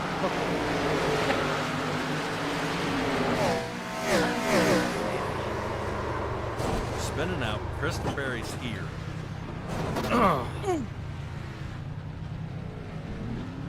He's thinking, it's okay. I just nudged the wall. I'll be fine.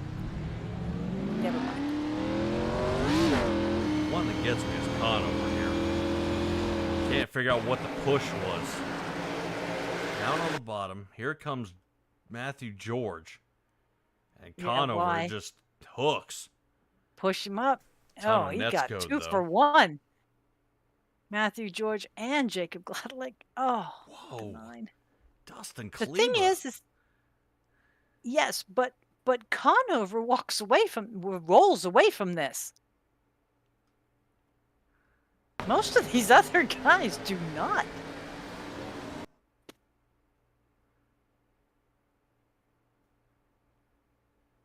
I kind of wonder whether Kleba's called it a night after this one. Because I'm seeing lap 163 with no movement and not in the pits. Oh, crunch.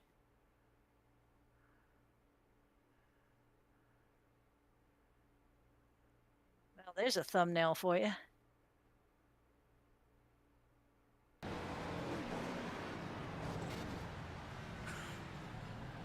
Well, there was no way he could miss him. He was so on 2 tires out of control. It was just going to happen.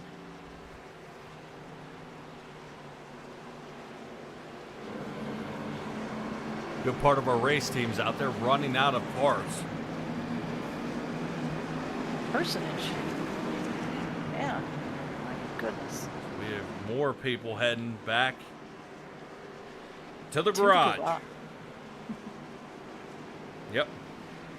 Make it sound commanding. To the garage. Say only 19 drivers still mobile out here on the track. Yeah. Well, we will not discuss those who shall not be named after I announce this list. These are the guys who have taken it out for the night and will be just running the top 20 after that. It would be Dustin Kleva, Christopher Heights, Bradley James, Anthony Kroback, Ryan Jones, Kevin Baumler, Kyle Rochelle, Chance Durham, Joseph Andujar, Christopher Darling, Nick Geilis, and Cody Smith, and every chicken behind the wheel. So those are our dead soldiers for this evening.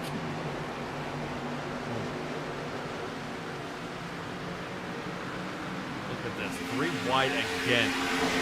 Right now, Kurt Quist can't get no. anything. No. No. Gentlemen. I mean, the entire race Gentlemen. rubbed. The 23 wasn't even there, and then got absolutely mashed. Show me that right front wheel. Oh, yeah. Oh, no. Yeah. Something tells me we're going to lose 3 more drivers here. I think there'll be a couple. Yeah, Jeff Dillon, Kurt Quist, Nick Ham, I'm assuming are going to be our guys that are going to be down and out here. Well, we'll see. They've made it into pits. Let's see what their crew chief tells them for this evening. Stats working his way on down. All the Chevrolets are taking themselves out here.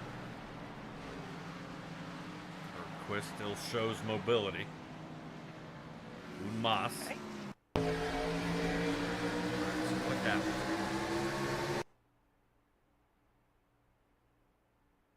It looks like they do a 3 Stooges maneuver. One from the front, one from the back.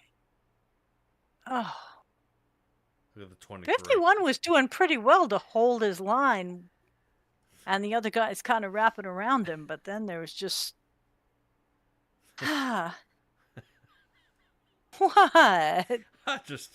That would be my luck. I would be in the 23 car, thinking I've got it, and then all of a sudden the car flies up the track and nails me. Here's what it looks like from Nick Ham's car. 3 wide, contact. Here's the smoke. I got it. I'm high. Oh, dang it. I don't got it. Oh. We'll say, I think Nick Pressey made it through. Hey! I think he's actually sitting 6th. He is. Did he ever get a bumper? I don't know. All right, so here's how it looks through his wreck. That boy doesn't even check up. He doesn't even check up. He is still got in the gas. You gotta be kidding me. I love it. All right, racetrack starting to heat up again. Back up to 84 as the sun comes out. So drivers are praying for another 20 degrees hotter, but I don't think we've got enough laps for that. So we will be breaking under 10 to go. The green flag comes out. So Chase Durheim holds into the #1 spot. Eric Esri is 2nd. Brady Moats 3rd. Cody Reeder, not bad for 4th. Vincent Arthur hovers in 5th. Nick Pressey is 6th. Matthew George 7th. Jacob Gladelick in the 20 is able to recover after the lap 163 wreck. Well, he's been bumped and bashed around about 3-4 times in these different quadrants, but he's managed to squeak by. Mark Blue sitting 9th and Ryan Shelton back up to 10th. All right, let's go ahead and maybe round this one up. Oh, no, Brady Moats! No! The system. Vincent Arthur gets the halo over top of him and receives no damage from Brady Moats hitting the left, the right, the back, and the top of his car. Okay. Did you see that he was inside Vincent Arthur's car? Do it again. Do it again. Do it again. Okay, so we got total Cody boom. Reader. Look, Dang. Oh my goodness. I have many questions. I do too. How do you do that? So, Reader comes to the side here. Yeah. Curls them around. Slam into the wall. They totally occupy the same space. Multi-dimensional. Oh, is it one of these multiverse issues here? I have no idea. I don't think if you're Ant-Man, you can get out of that one. 85 degrees out there on the track. Lap 173 is what these drivers are currently on. If we could get back under green flag after the debris cleanup out there, we may have a 3-lap shootout. Ooh. You think we can make it 3 laps? I see Josh Conover still trying to put that car back together. Oh, wow. He's still in the lead lap, though. Yeah, momentarily. But he's been down there now 17 seconds. Look at how See if many he can get maimed some- cars on the pit road. Oh, yeah. Oh, Holy yeah. cow. Joey's stats looks like he's a piece of tinfoil been trying to re-expand after you balled it up. Oh, Jay's still counting out there. Quist and the lonely pit boxes. You can see the pit boxes in the back of the field have been loaded back up into the trailer and taken back home. Right now, Wow, what in the world? I don't Why know. is he going? Oh, I hope he doesn't get a penalty for doing that. I don't You know. have got to He's- stay to the right. Well, he just crossed over before the blue cone as well, so I don't know if he's... I wonder if he's got a steering issue with as much damage as that 51 has. Yeah, I want to give this guy a break. Man, this, yeah. good lord. Because he could get, what, 2 sets of penalties there, and one of them being iRacing, not even something he can deal with later, with a no-qual penalty for being through too many boxes. Because if you pass before the blue thing, they'll meatball flag you or something, won't they? Yeah, the black flag. You gotta start with Haha. driver.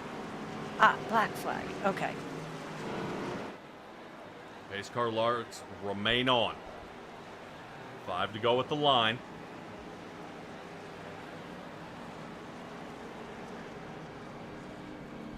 Chase Turheim keeping it warm.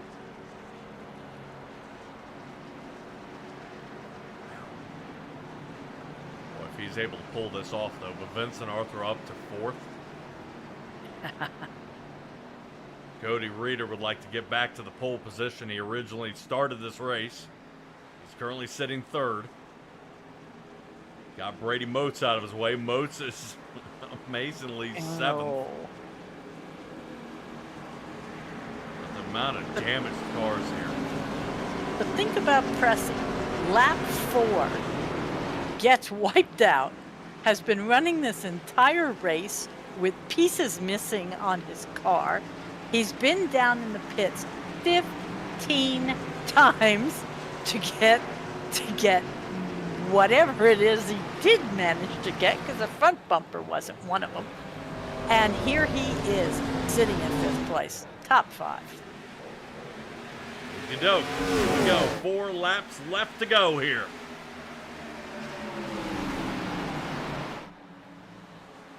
New England 300 going to be better known as the 300,000 marathon. We've got a ton of cars that have been mangled here tonight.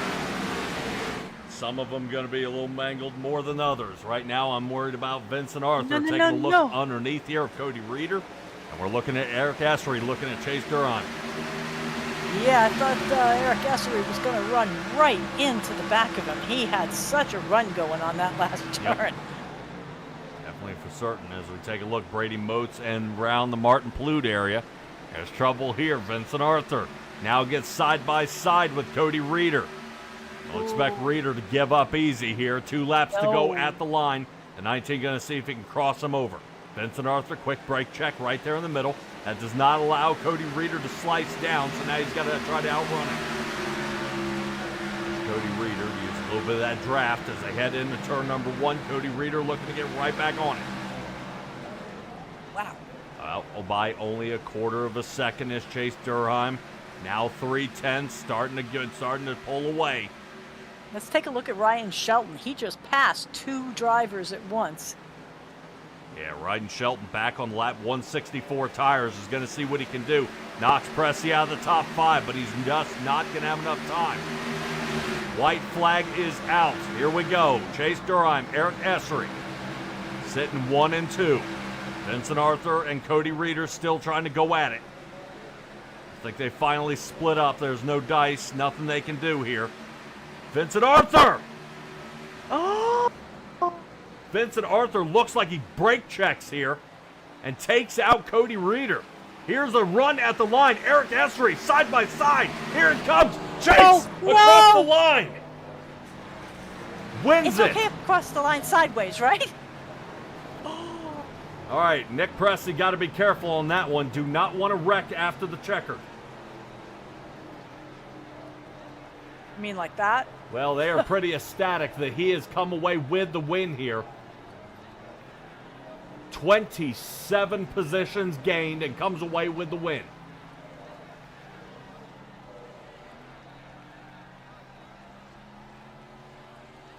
But the big one is number 19 and 24.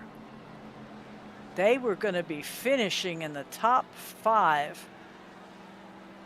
Oh my. Oh. Whoa. Wait, what? Yep. Sorry, but I gotta see that again. Yep. We'll get it a couple of times here. Humor me.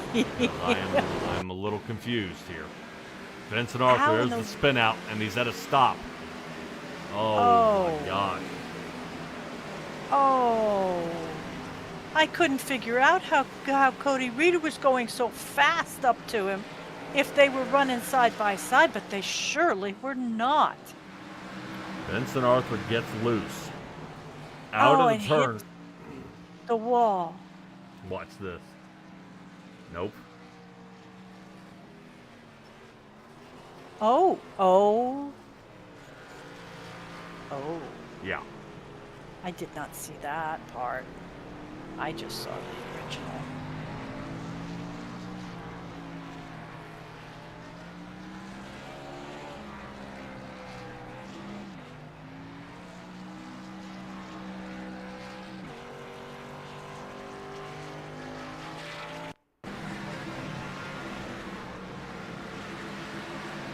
After the massive crash here.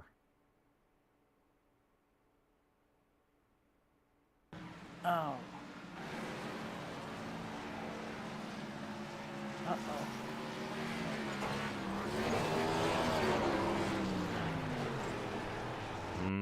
But I would say this almost looks like Cody Reeder hit the brakes. He let off the gas because it was over? I don't know.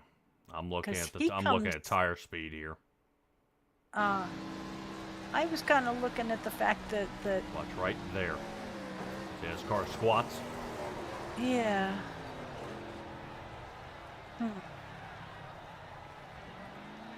Well, I guess you could tell if he let off the gas if we looked inside and saw the little RPMs go down, right?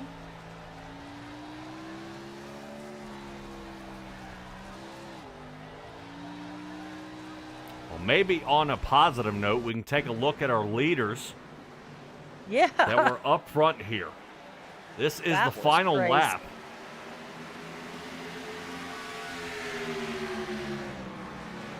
Okay, this is the final lap. Yes. White flag is out. Okay, so we've got Durheim and Essery doing their best, boyo. Mess is happening in the back. We'll just not look at that. Essery, what a pass here. He did, really did. But then what? Well, he knew he didn't have it. He was way too loose. Yeah, he was wiggling like a skateboard going downhill, man. Too loose. What a run here. I do want to know if it's a bump and go, though. Did the 32 give him a nudge into the turn? No, he did not. Clean pass. Yes. Clean pass here. Fantastic. Wheel to wheel. Man, they're close. He just had a little bit more car. Oof. And came away with the win. What a race.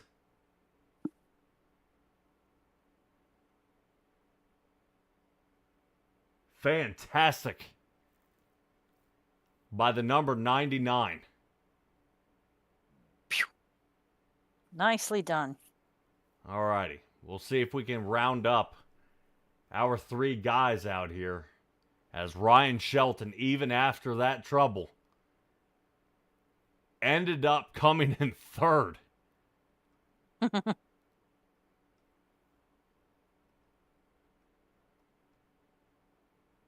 hopefully everybody will be able to cool down a little bit before we bring them in here.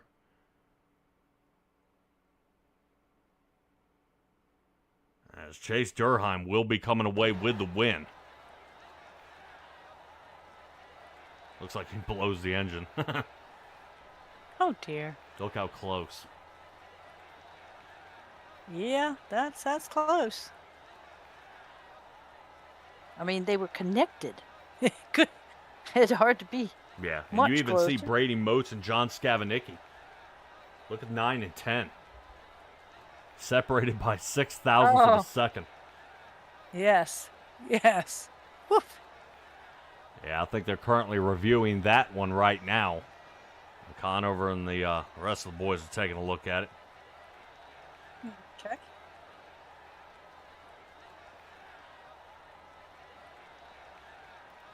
Wow, what a race here, especially right at the end. And I can guarantee there's going to be some serious words said out there. A lot of things happening. All right. Serious words like the Gettysburg Address, right? Sure. Sure, that is absolutely not what I'm talking about, but that'll definitely work. All righty, let's talk to our race winners here of the New England 300. Hold on, guys. We'll be right back.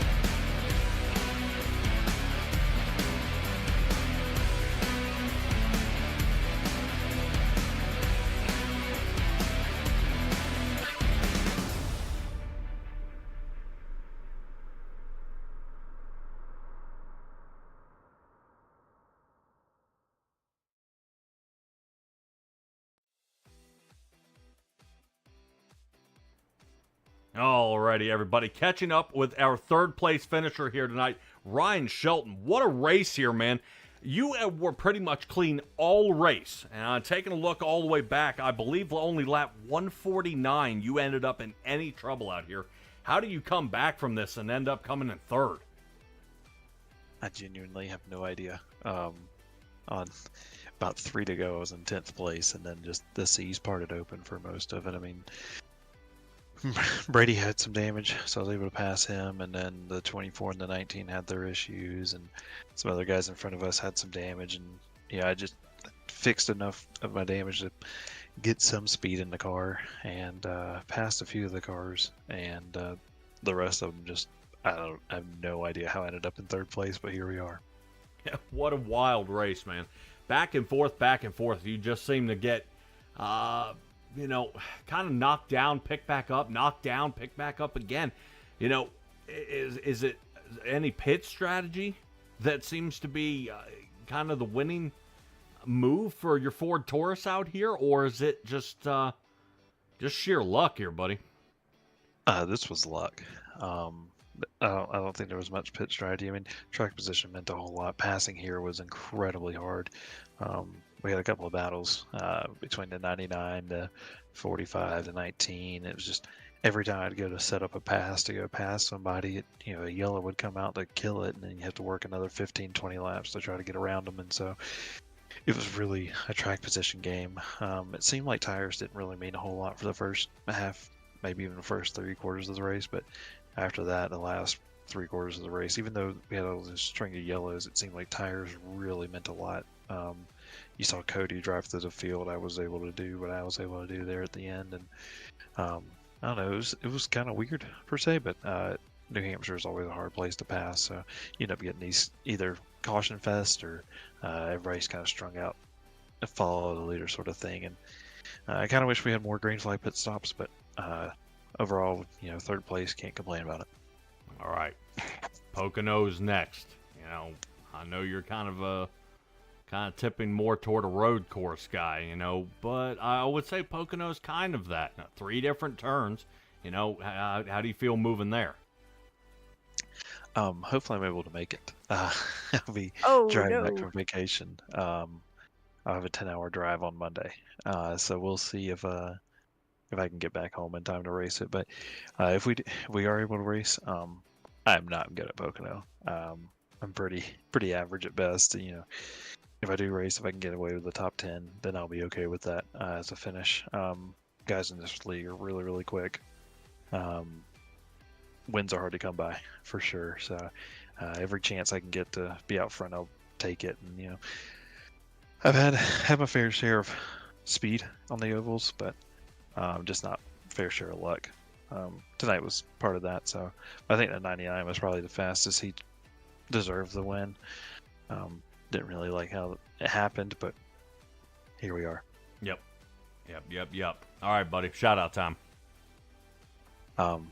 Thanks for the Penske guys for this body and this paint. I don't know how this car was able to get through all the stuff it went through. Plute was able to get 12th. The car that he ended up with, he got destroyed. But somehow that car ended up in 12th place. So shout out to the body shop guys. Yeah, they were taking a working look hard at him for right you. now, trying to get around Brady Motes, who's in pieces No as bumper. well. Who also has no bumper and barely a hood. Yeah. Right. Yeah, so his car was able to make it, and that was the more wild part of it. Awesome. All right, Ryan Shelton, congratulations on your 3rd place finish, being one of the 2 Fords that finished here in the top 5. Awesome job, buddy, and we'll see you at Pocono. Yeah, man. All right, Ryan Shelton, rather reserved guy. We finally get a hold of the Tide machine of Eric Essery, and I've been waiting to talk to this guy for quite some time. Eric Essery, what a run here tonight. Talk to me about kind of how were you able to stay out of trouble? I felt like I was in trouble most of the time. I put myself back by spinning out Chase there in the middle of the race, and I guess it kind of made me mad because I started going faster after that and just picked my way up, and they just, like they do every week, wrecked for me, so they got out of my way until I was back to Chase's back bumper there. Well, a tough race between you two.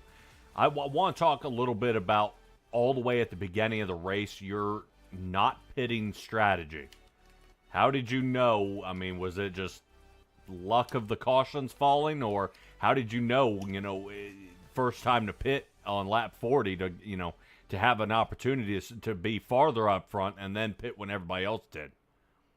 Yeah, here, this track's just always been very difficult to pass, and I've noticed just in the previous, which I haven't run here in a long time, they've updated the track, so I probably should have thought that through before I did it, but it worked out.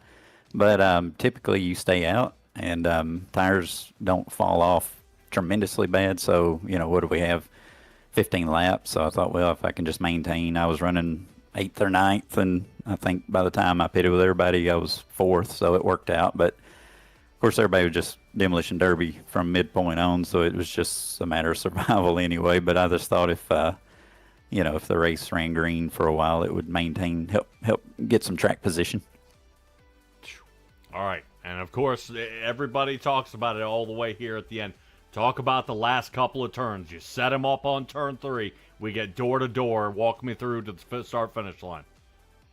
Yeah, it was. I felt like he was just really good on a restart, and just like you saw in that one caution, you can just easily loop it around, overdriving it on cold tires. So I was just trying to get through the first corner or two and then chase them down. But just as soon as you get there, caution comes out. So for some reason, they added a caution flag lap on that last caution, and we went to green with 4 to go instead of 5. And that might have been the difference because, I got to him and he wasn't pulling away from me. I thought, well, if I can get to the bottom, and I thought maybe he'd overdrive it, just not wanting me to be able to get to his bumper because we'd had a little issue earlier.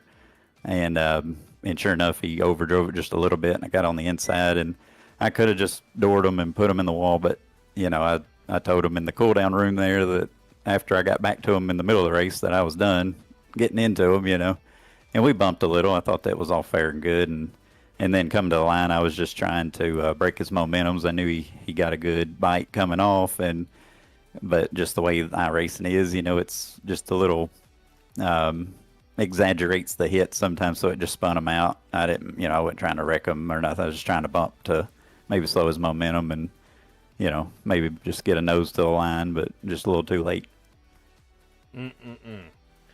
Poking very Ricky Craven, Kurt Busch like there. Yeah.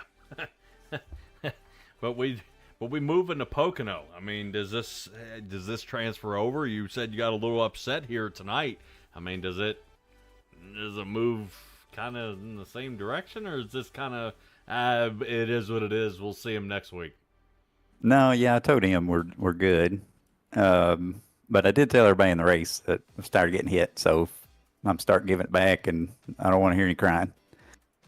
Yeah. Okay. All right, the Tide Machine coming in second place. Go ahead and give me a shout out from your 32 Chevrolet Tide.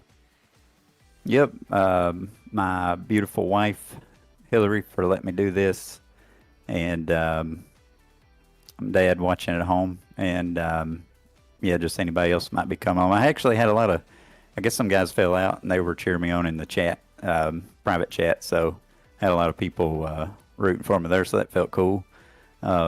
Apparently the guys I was racing with had ruffled some more feathers, so they were cheering me on, so that was fun. Boy, oh boy, a lot of. It's always nice to have a rooting section. Yep. Well, I was gonna say a rooting section's one thing, but people fighting, creating a rivalry is another, and I got a feeling we're gonna have Evernham Motorsports out there and a little bit of possibly RCR, but we'll see. I think something's about to get ugly here pretty soon. So we'll kind of hold our breath there. Eric Assery, congratulations on your second place finish, buddy. Good luck at Pocono next week. Yep, appreciate it. Glad you guys are back this week. I enjoy watching your broadcast. Oh, thanks, buddy. Try to make it the best we can. We're bowing the backup computer now, so we're making things work. Apparently. Yep. Good luck, buddy. Yep, thanks. All right, Stella, you finally chased down Chase Durheim down there, and he is now sitting winner's circle after not only a wreck but also a blown engine. The 99 Ford coming away with the win here tonight after a 27 position gain. Stella, take it away. Yeah, that is 27 positions gained only through no fault of his qualifying. He actually qualified second here tonight, so we should have known we'd see him up front. But he did have to work his way all the way up from the back due to a tiny mishap back at Daytona. But tell us how you did all that lovely bobbing and weaving. Man, are you guys not entertained? Absolutely. It's awesome to get to talk to you guys now, finally. You guys do a great job with the broadcast. I want to say that first. So it's an honor to talk to you guys. But it was a crazy race. I tell you what, it was a lot more excitement than I had hoped for. I think I got spun out 2 or 3 times and had to start all the way back at the back again. But man, what a fun night! Oh, absolutely. It was fun to watch. I mean, granted, we had, if my count's off, maybe about 16 cautions tonight. Ooh. But hey, you had 11 last week. But Yeah. it is what it is. But Patrick, don't start nothing. Won't be nothing. Uh, but you've done 5 races here. I guess this is your 6th. We're looking at you've had a top 5, you've had a top 10. Now you've got a win. You almost had a pole. I mean, that in basketball, what they call that double triple thing you got going. Triple double, yeah. There you go. So now going into next week, we've got Pocono, the tricky triangle. You feel good about 120 laps there? I don't feel bad. I actually didn't feel great about this race. I'm more of a 1.5 mile, 2 mile oval kind of guy. So I was excited Okay. for Michigan, and Michigan didn't work out great. Got involved in a wreck there. In Chicagoland, I thought I did pretty good last week, but this strategy, and I didn't quite have enough speed there. But I've had a lot of ups and downs here this year in the first few races, kind of feeling everything out, getting used to racing with everybody. And this is my first Gen 4 league that I've been in, so it's been quite the learning curve for me. Well, But I've especially had a when they lot of fun. changed the car on you halfway through. Yeah, Huh? well, yeah. I was just getting used to the old one, and I felt good at Pocono with it. I think I ran top 10 or something there. I felt pretty good, but for me, it's just been kind of avoiding trouble and getting through all the wrecks and stuff like that. I feel like my pace has been okay, but some of my racecraft and things like that could definitely be cleaned up. No, well, heck, anybody could say that. I mean, well, except maybe Richard Petty and Jeff Gordon and. Yeah, I'm a ways off from that, I'll tell you that. But other than that, They've all had their moments. they true. did. So sorry, I'm a little biased. I love those 2 guys. No but worries. but no, wonderful. It was great to watch you. I have to admit, hey, did you say Durheim was up front? It was like, where did he come from? Oh, yeah. So, no, that was wonderful. You guys put on a great show tonight. I really did enjoy it. I like watching racing, versus pacing. And and it was very well done. So probably now, good time to give shout outs before Patrick cuts us off. Yeah, I guess I want to say hi to my girlfriend, or my fiance, I should say. Oh, she's not gonna like that. My fiance. Ooh. And my brother, who's probably watching, he lost his connection. Chance lost connection halfway through the race, so that kind of Oh, sucks. that's where he went. Yeah, but no, just thanks again for you guys for broadcasting. I'm really looking forward to going back and watching this race. Maybe fast forwarding through some caution flags, most likely. But no, Fair. I'm really excited to watch it back and keep racing. I got a lot of respect for a lot of these guys in this league, and it's been fun. So I'm looking forward to what the season brings for sure. Rock on. Yeah, this league is so fun because of the skill levels here. They do vary, but there's a lot of respect no matter, what the level is. And you guys are constantly bringing in new people, so I know that means a good thing too. So, but Patrick, you want to finish him off? Awesome job, man. I said it's gonna be somebody from the back or somebody we're not gonna see very often up here, at least in the top 5, if not winning this one. I do have to admit, I did not have my money on you to win it, but when you started marching up, and we're 50 laps in, and you're already getting into the top 10, the good things are bound to happen. Yeah, I appreciate the compliments. I got into some trouble with some guys and had to start over a couple times, but I hope it was entertaining. I hope you guys enjoyed watching the race. I know I had a blast out there. It's a really hard track to drive, so I don't blame a lot of guys for the wrecks and stuff, because I was on edge all night. So I could see how there's a lot of cautions for sure. Yeah, and where guys brake, where they accelerate, where they start turning in. Yeah, a lot of variables here at this track, and especially no banking to really save anybody. So, all right, Chase, congratulations on your win here tonight, bringing the 99 Roundup Ford into victory lane, man. Awesome job, and we'll see how you do at Pocono next week. Awesome. Thank you guys. We'll see ya. Yep. Bet. All right.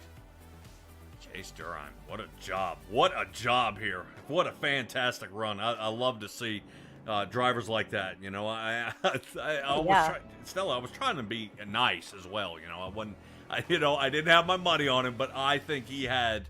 Oh, I was going to say, was I mean? No, he definitely had the race. This was the one right at the end that these two, you know, I thought between Durham and Esri, this was going to be tough. And honestly, I think the 99 beat him out, and it was, I wouldn't say not skill, but something tells me Chase, starting from outside the top 25, he earned that one. He fought all the way from the field, got in trouble early on lap number 36, and brought it back, came away with the win, and I mean the win sideways. As Eric Esri tried to rattle his cage a little bit. As you can see Jay out there saying that one Bristol race. Yeah, Earnhardt, I was just trying to rattle his cage a little bit. Yeah, sure. Okay. Well, they don't call him the Intimidator for nothing. But we're going to head to Pocono, where there's been a lot of success out there by drivers like Jeff Burton and Jeff Gordon as well. And we'll see if anybody else can top that. But from all of us here at SimTraX Broadcasting, we brought you the National Oval Racing Association. We'll see them again next week at Pocono, this same time at 8:30 on Monday. Guys, we got a new league coming tomorrow with NSR. But until then, be well, be safe, be kind. We'll see all you guys next time.